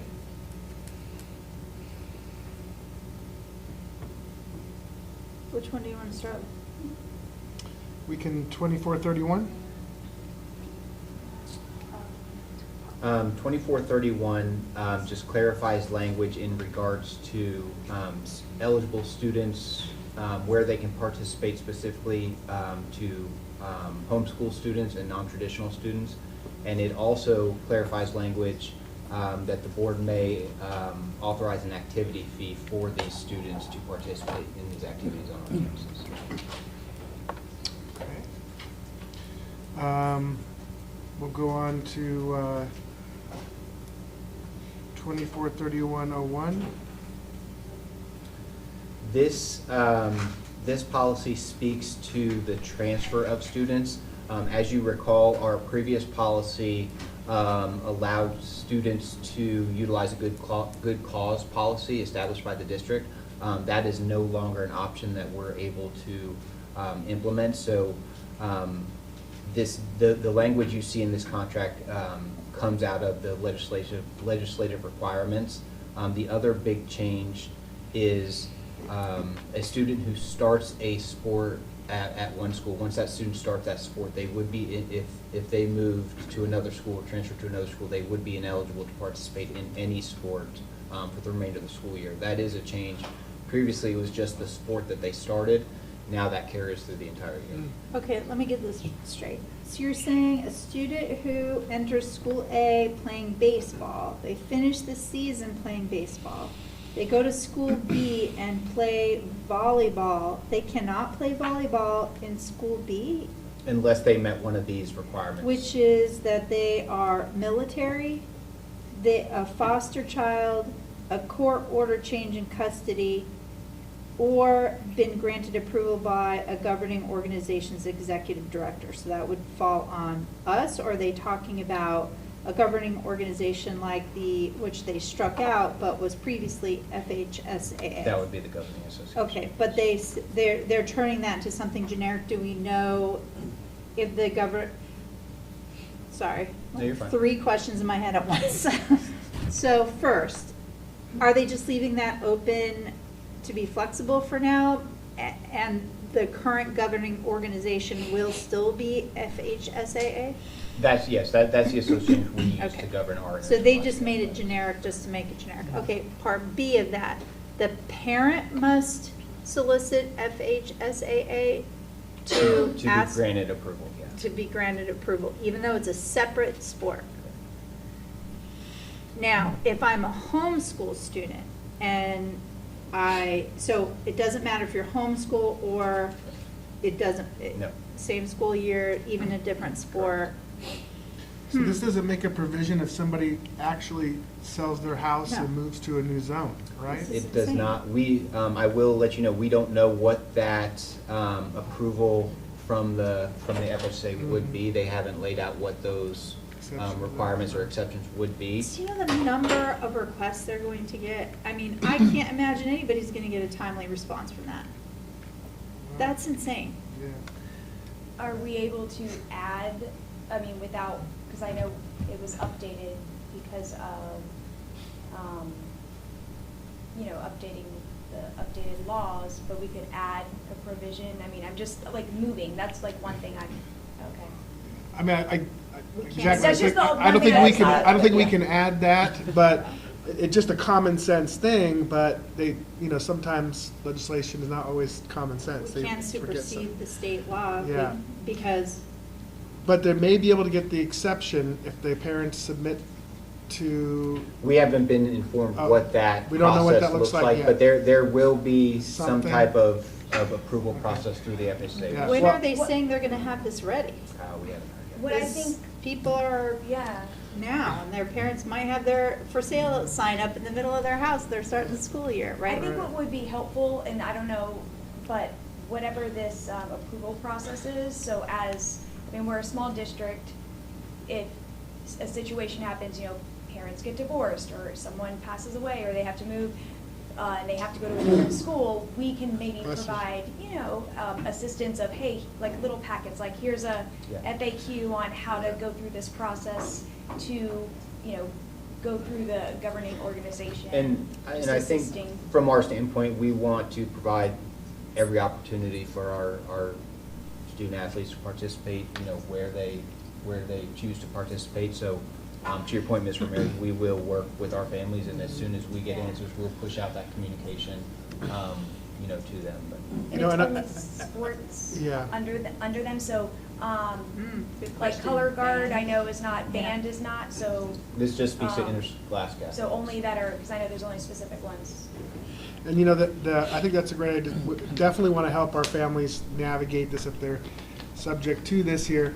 But, as I've learned, legislation is not always perfect, the first one out, and then next year the problem is we have to wait a whole year for them to go back in session to fix it, but this is, we can lobby and communicate this up to our elected officials and say, hey, this is a change you might have missed, you might want to consider this. And we just think, we have a problem, here's our solution, and how can we assist them in this process that they have to go Yes, through. and so absolutely, but our support to families, because athletics gets very, very tricky, and there are lots of rules related to athletics. So our assistance really looks like us helping our students get connected to the FHSAA around this new rule. Because what we don't want to do is find ourselves in the middle of it. Yeah. So we help our families Just like we get do to with the our individuals. EKG process, Here's our what its language is, physicals. here's who you should contact, and then allow our families to do that part for themselves. Yeah, I think that's a great idea. All right, 9215. School support organizations. So we had a previous policy that was given to us from Neola that we never adopted. These next two policies that we're going to talk about, 9215 and 9211, what we did is we separated that previous policy into two separate policies, school support organizations and direct support organizations, which is why you'll see a lot of cross out in the, I believe it's 9211, if I'm not mistaken. If I may, there's a clerical error in 9211 too with the edits. And forgive me, you can see all the struck material is all together at the end. There should be one more paragraph that's struck right before that begins with. That's missing? Well, it's not missing, it's there, but it should be struck. And it's use of donations and revenues for athletic coaches, activity directors, or activity sponsors of an extracurricular activity. Is this that what- paragraph should be struck as well. If not, it's contradictory. And who is the one that strikes them? Is that Neola sending it to us pre-done, or is that? No, it's my responsibility. And so Oh, this so isn't- you're letting us know that they did not? No, we are going to correct that. Yeah, It's something that we need to correct. The document is presented, it doesn't reflect the changes that are coming forward. Right. Okay. So we'll have to look But at we this. just need to strike that Strike it. paragraph and ask that you pretend that paragraph is struck. Gotcha. we So, can keep yeah, it moving. Gotcha. And I'm just being clear, on 9211, the paragraph directly preceding booster clubs and other outside support organizations, so the one under use of donations and revenues for athletic coaches, that should be struck. Yes, ma'am, Okay, thank you. so that clear, because And we it- will update that. Okay. And please forgive the error. Oh, Yeah. that's fine. Yeah, it looks like there was a formatting error on the page anyways. I just have, I think my main question is, so the two were essentially together, correct? And they were split. Is there a reason that 9215, so school support organizations, would now require insurance? But they did not require insurance prior. So for example, a booster club, and if I'm reading this wrong, so a booster club and PTO now need liability insurance, and are they aware of that? Which one are you on, 9215 or 9211? 9215, so school support organizations. So that one now, unless it had it before, but I'm not aware that it did, it states that they require. Which paragraph? I'm trying to find it now. Liability insurance. Is that?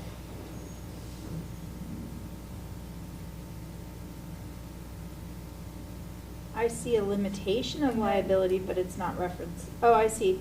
SSO Unless shall it was purchase another- liability insurance. So it's the third paragraph within limitation of liability. SSOs shall purchase liability Yes, insurance, there you go. riders self-insured to cover such indemnification and protect the SSO and board. So my question is, so PTO Booster Club, from my understanding, had never had to purchase that, so is this stating they have to purchase it? And are they aware? And then also, if they were together, if the prior one, which Yeah. is number 9211, that organization, Direct Support, they do not require insurance. And so from my, Sounds and like- if you can give me an example, but I think of Education Foundation would be under that. Yeah, They're the on direct support. campuses just as much as a PTO or booster club with potential liability. So why would they not need insurance? And then now we Right. need to make sure, just so everyone knows. Right, they're because on this- I was almost thinking that the DSO has a larger dollar amount, because you're $100,000 or more. So it would make sense that maybe they're throwing larger events, they maybe need to have extra liability insurance, whereas the smaller home-cooked ones would not. So was that paragraph maybe supposed to be in the DSO and not in the SSO? And remember, our DSO, those individuals are our employees as well. They fall under our umbrella. Okay. So our So foundation, that's- our auditorium. So their insurance is already. They are with- covered with okay. us. So for that the answers DSO. that. So then Oh. now my question really is, do our PTOs know that they now need to purchase insurance from their PTO account and booster account? Because that's, and then it provide the documents to the campus, which would be probably here at the district staff. I haven't heard that, and so we need to make, if this is what we want, and it does make sense, insurance is very important, anything can happen, but we've never had it, so what's the change? Once our policies are approved, it'll be our responsibility to push out those procedures and let our booster club and our PTOs and all these other associates know, here are the requirements from the district standpoint. And while they're in this advertising state, you as a board, we can add language in here to give them time to come into compliance with this new change. But it's going to take a couple months before this one is in place. I want to think about this a second. For example, let's say a PTO has fundraisers off the school property. They don't need the insurance then. This is only if they're having the fundraiser or activity on a school property? Or is it a spot insurance No, or is they it need annual? to provide, according to this, they have to provide their proof of insurance to the school. So the principal would need documentation, similar if you're a vendor and you own a business and you're going to provide a service at a business, you have to provide that ahead of time. So they would need to know as soon as possible and start getting insurance for their organization. And I get it, it's very important, but my fear, again, is the funding. It's not, I mean, I'm a small business owner and I pay a lot for insurance, and this is going to cost more money. Well, that's what I'm saying. We already only have PTOs at the elementary level. We don't have them at the middle and high school. What we do have at middle and high school are booster clubs, let's say for like the band or future problem solvers. They're like future problem solvers, they spend their entire amount of money every single year for each one of those groups of students. They will not have the additional monies. Well, it makes sense to have cover insurance. I this. mean, to be honest, it completely makes sense, but I think it's just recognizing. But to me, not the- really, because to me, an SSO is an extension of the school district and thus protected under our insurance. Whereas we're now treating it like a separate entity, which I guess technically they have to be filed, right? So maybe that's part of the limitation is when a booster club has a separate filing. For example, I'm thinking, let's say you have, okay, Sea Perch, that group, they're raising funds. They're not filed as a separate booster club. So any of their fundraising activities are covered under our insurance. They're a club within our school. So then we're talking about only larger booster clubs that bring in additional amounts of money. Let's say like that we don't, or the school doesn't necessarily oversee. Like for example, the band, FPC band has a very robust booster club. The high school football. So could we, Mr. Smith, provide some guidelines, for example, the revenue size to help make it clear which types of booster club and or SSOs would need this liability insurance? And when they would need it, right? Who needs it and when they need it based on, is it, Well, their association and all of those things? Or they only need it if they're going to run an activity that is, well, that's the question. Let's say that they have a bake sale and they serve raspberries, which is now causing explosive intestinal issues, right? And somebody sues them. So are we saying, okay, now that's not covered under us because do we not want to cover food sales? Or are we saying that, however, if they did, hey, just general donations as opposed to selling goods, what could that potentially cost us in terms of liability? And we will bring this information to the board at our July 28th meeting, and that the day meeting, we'll bring some more information specifically around the SSO. Yeah, I feel like we have to rein this in and shape it a little bit more to think about, because we also don't want to suppress the ability for people to have one-off, hey, they're going to the wrestling championship, let's help them raise some money. It's not a dedicated booster club, but you know how sometimes we take these rules as all or none, and all of a sudden we're going to say, unless you have $1 million liability, you're not doing fundraising, right? And that's what it is. It's correct, right? And so I do understand. Other organizations. Yeah. We use a Sea Perch, right? Our Sea Perch club, if they're out, those individuals fall right under us. They're not a separate school support organization.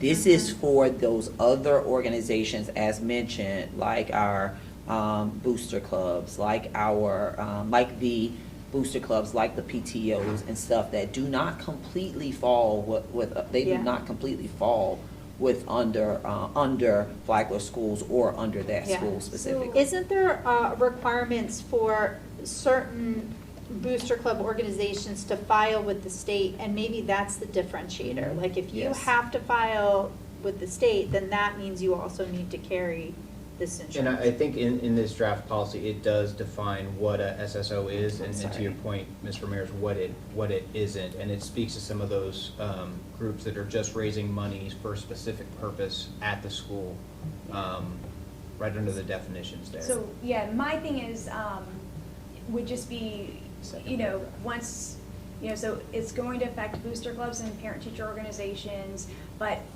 I guess my question would be, say you're a volunteer, so when we have, back to school jam and the schools are like, oh, you sign up to be a volunteer because they need people to volunteer in the classrooms, but if they're volunteering under the PTO, but they're just volunteering, but they're still a PTO member, and something happens, but they were volunteering in a classroom, but they're also a PTO member.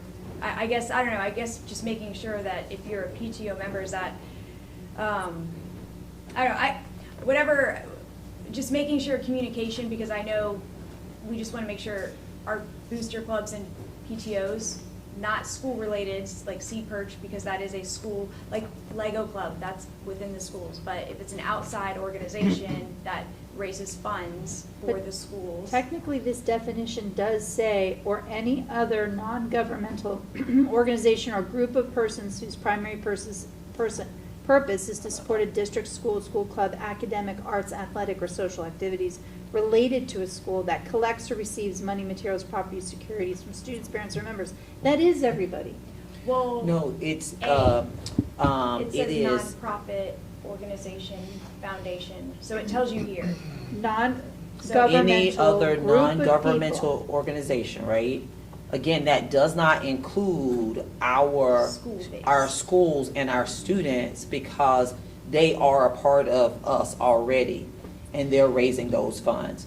This is for those groups that are raising funds on the behalf of that list that you just But read you off. see how that could be confusing, right? Because you could say, hey, we're in the volleyball and we're gonna go raise money, and then, you know, they're not doing it officially through the school. I feel like one way we can ensure this is that in our processes, we have, hey, this is a school-sanctioned fundraiser, right? Which I'm sure we do in many cases, but we need to maybe be a little bit more tight on it to say, those are the only ones that are covered under our insurance. Anything else, and if you're under PTA, PTO, whatever, then that's gotta be covered under you.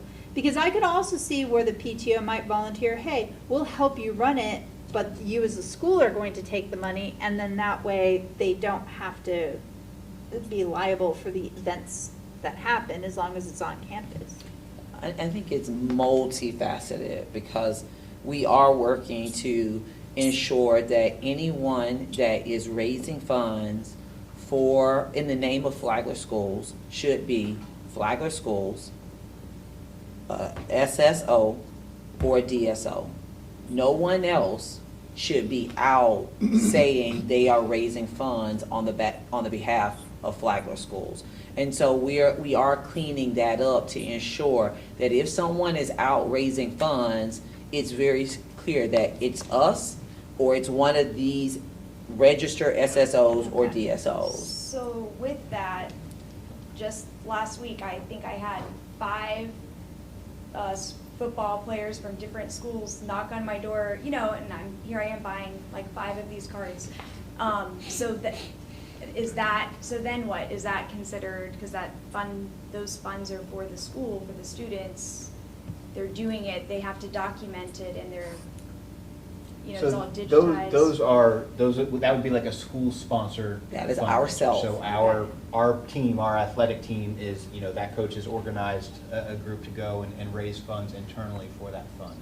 That would be separate than an SSO, you know, hosting a community So event. not a booster club doing Correct. that. So that's where I think just communicating, and, you know, it's all, you know, just, it's there, so just communicating between campuses, so the principals talking to their staff, and booster clubs and PTOs, that if you are fundraising at any point, that it needs to be, if it's not with the booster club, if it's a booster club organization, they're selling, I don't know, paint or, you know, photos, it needs to be marketed that this is a booster club, so they're following that criteria. If it's a football player selling the cards under their football coach, then that's under the school. So I think just making sure, because there's so many, like she said, so many people out there fundraising for different things, we just need to have it really structured, like SOP and obviously policies is what we're doing.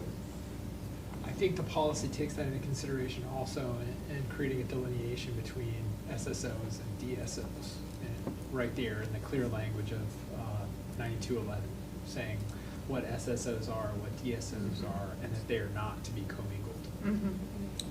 Let's move on to 9211. And that was just my main question, but you have answered it all. So I think just communicating that very clearly is important.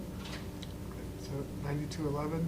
9211 is the policy that, again, why you're seeing so many strikes there is they separated the two policies. This just speaks to direct support organizations. Yeah, I was fine with that as long as that paragraph is removed, because then it's not circular. That paragraph was placed in Yeah. 9215. But it does seem weird, that, so there's no replacement for insurance for them in here?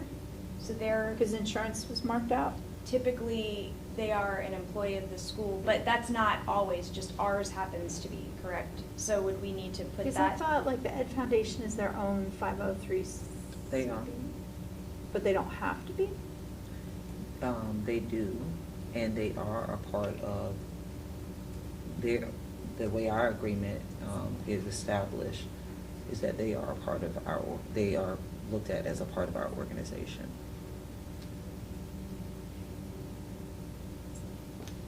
So they are covered under our insurance, but they're, I know they have our email, but they're not employees of, or they're.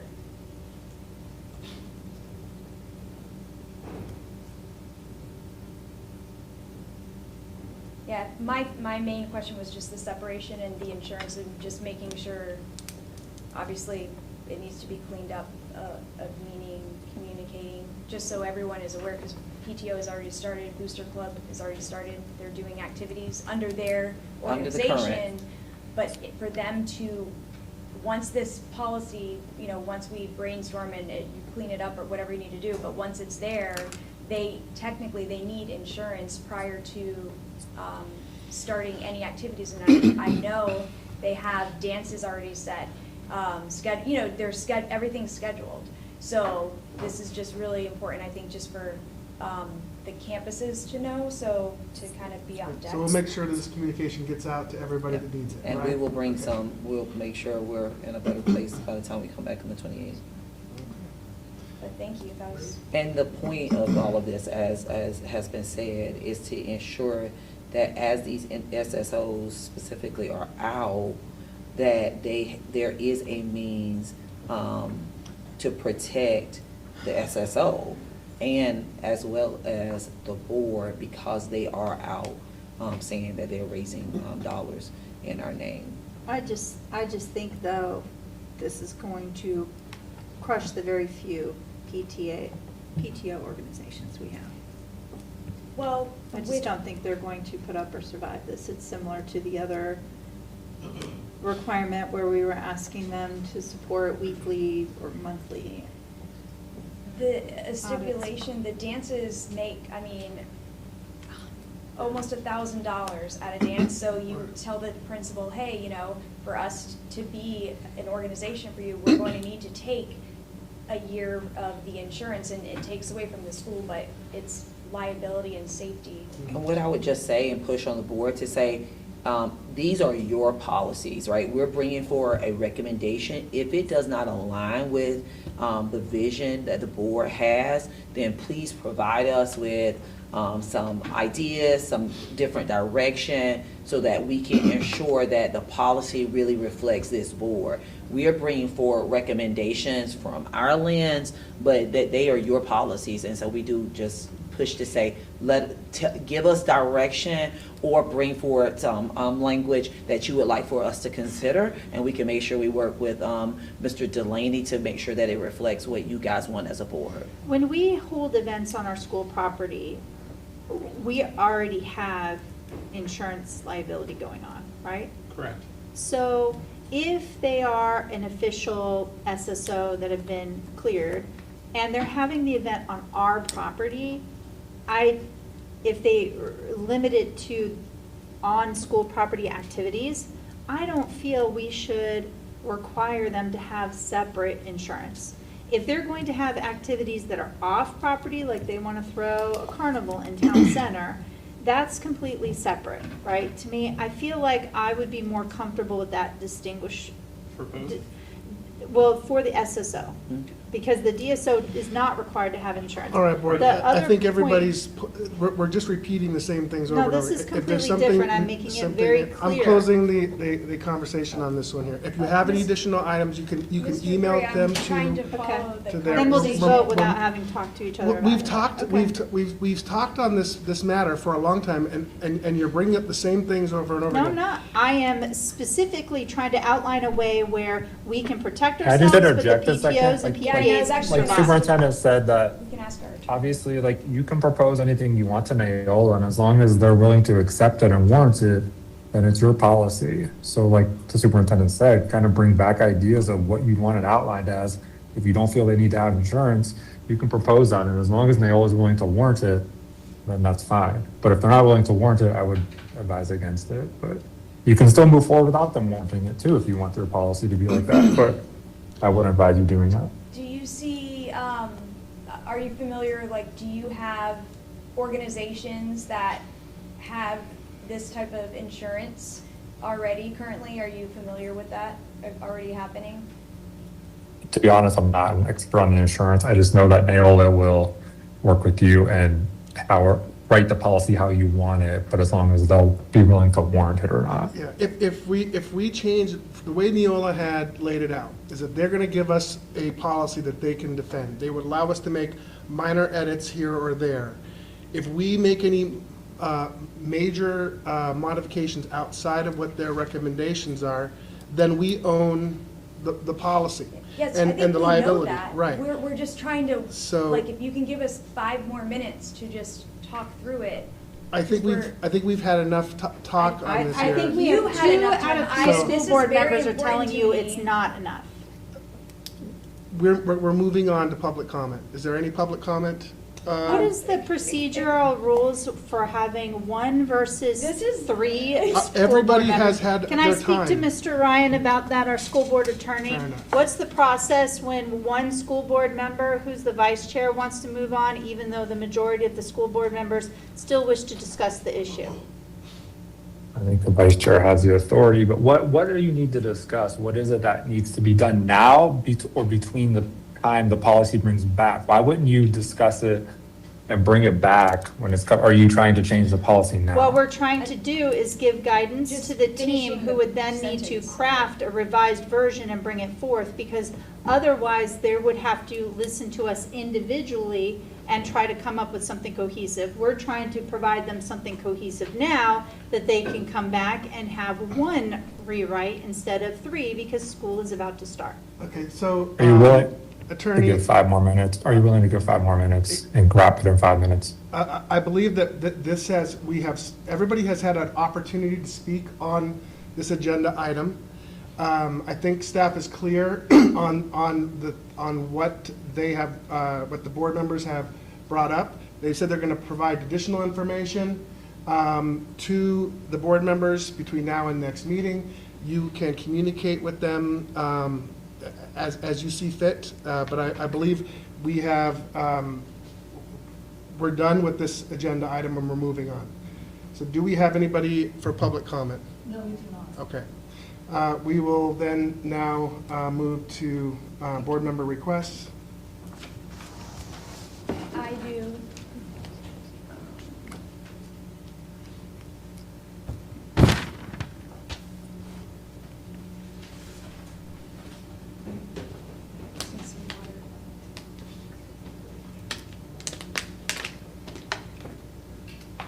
Okay, so,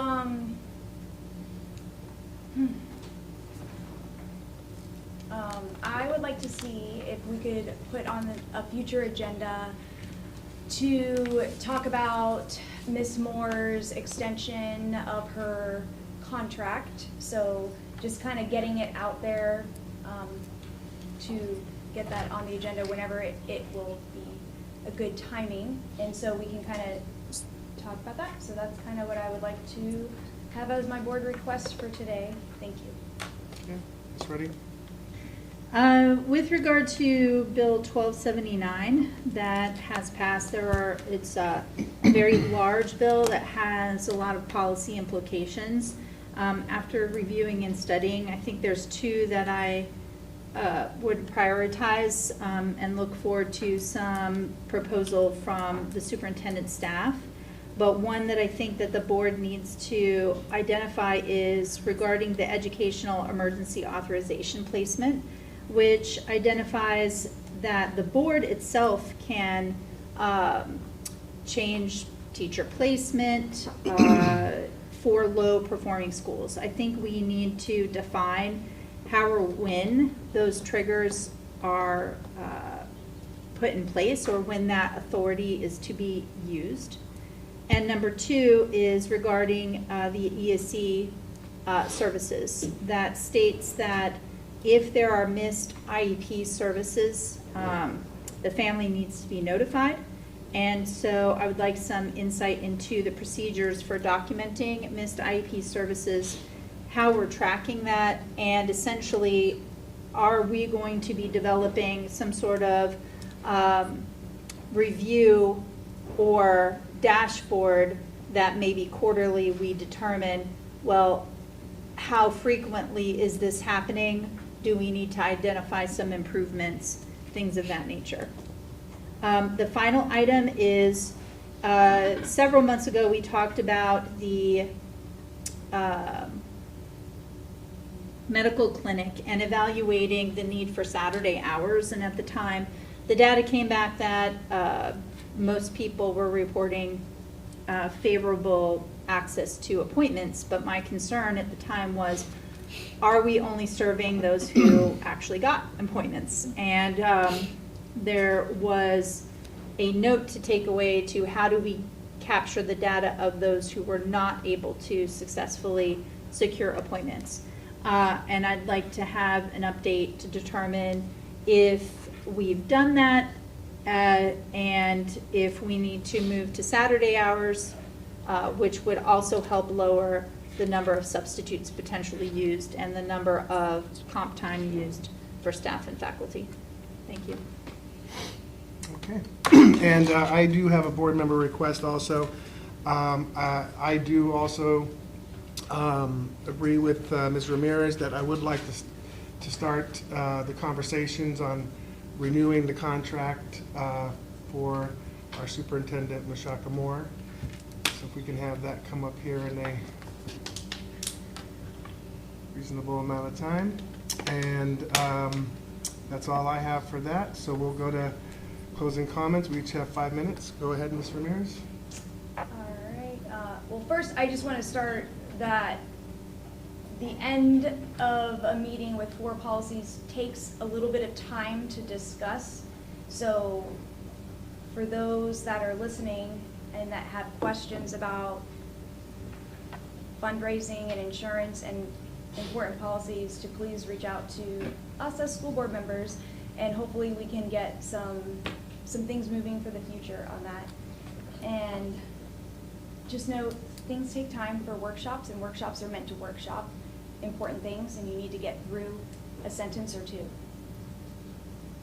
And I'd like to congratulate Miss Ariel. I don't think she's in here, but she now has earned her Certified Support Professional, CSP, through Florida School Board Association. So what that is, it's same as what Miss Karen has received, but a lot of districts have these certifications with their support team, and it's very, very beneficial for school board members because they're the ones that set things up for us and provide a lot of the paperwork that is needed, a lot of the requirements, things that we don't necessarily see all the time. So thank you very much, and they will be definitely representing her at the next conference, and very excited. All right, so summer break, lots of things have been going on, but not so much at the campuses, but there has been a lot at the campuses. So last week I went to FPC just to check in, because you see them every now and then and they're working really hard, and I was able to see their master schedule of almost 2,500 students. So I want to congratulate FPC, and I know all the campuses are doing that. It's been really great to hear little bits and pieces. So way to go, FPC. That was a lot of work, and I was glad to be a part of the very end of that they just put all that stuff up there. I also want to let the community know that safety has been something that I've been really fighting for this district, and not always like out in the open, but behind the scenes in our campus emergency response training. So want to let our campuses know. So Mr. Bossedette has been working really hard. We have some volunteers with our Advent Health and our 2 athletic trainers through them at FPC in Matanzas, and myself, and then also Tracy Farmer, who she is one of our community paramedicine individuals. So we'll be assisting with providing training for our district. So it's very exciting, and volunteering that time to make things happen and keeping our faculty and students safe. And let's see here. Just everybody, make sure you register your children coming up, and the device pickup is going on. You can see them daily out there. They're working very hard. And if you have any challenges with that, definitely just reach out. But there's always glitches with technology every now and then. So if you have issues, just reach out and someone will be able to help you in a timely manner. So thank you and have a wonderful day to an A school district. My only comment before I quickly pass off and yield my time to the superintendent because she has some important notes to share this afternoon is that, yes, I'm very proud of the district achieving an A. I would like us as a board to be mindful that the honor to announce the school grades should be that of the superintendent, and perhaps in future years, which I will think positively next year when we hit an A again, let's first allow the superintendent to make that announcement. Thank you. I yield the rest of my time to the superintendent. All right. Thank you. I just want to, again, congratulate everybody on outstanding effort for working us toward achieving this distinguished designation of an A school district. It took a heavy lift from everybody in this organization, starting with the hard work of our students and our educators and our administrators, everybody all in, to the janitors, to the food service, to the bus drivers. This takes a team to get it done, and I'm very proud of all of you, and I thank you for all of your hard work. And I also am grateful for the leadership of Superintendent Moore, and I will yield the rest of my time. Well, good afternoon. I was going to say day whatever, but we're not, right? We're not doing that. We're not counting down until summer is over for any of our educators that are still out.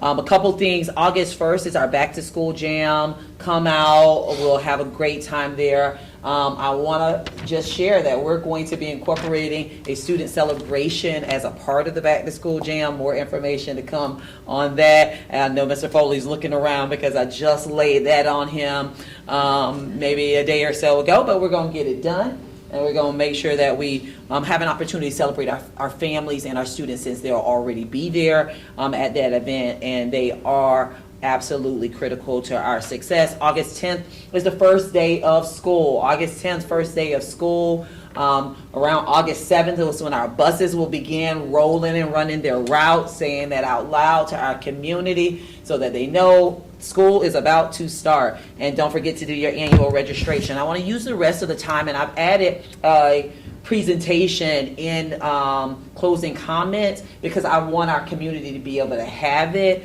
and just really sharing and highlighting how proud we are of our school district and all of the great success that we had last year. It outlines the different areas that we have improved, and so it's a graphic for individuals to see on slide 2. On slide 3, of course, our excellence earned, our A, and what we're saying, and we're calling it excellence earned because it really is about all the hard work of us as a collective coming together. And what we have really been stressing is that this A belongs to everyone. It doesn't belong to one group. And so it is a community thing that when we look at our school district, it belongs to every employee, because every employee is working towards the same goal, is ensure that our students are receiving the best education possible. And then I want to just prepare for the anticipation of going forward. I've included in here on slide 4 what the state calls the escalator clause around what is it and when it is activated. For those individuals who think, well, it's just getting easier and easier to be an A, it's absolutely not true here in the state of Florida. The better we perform, the more the state raises the bar, the more difficult it is for us to be an A, and us as a school district, but all of the districts. And so the escalator clause is really there to maintain high expectations and ensure increasing levels of student performance and promote accountability. And so what happens is when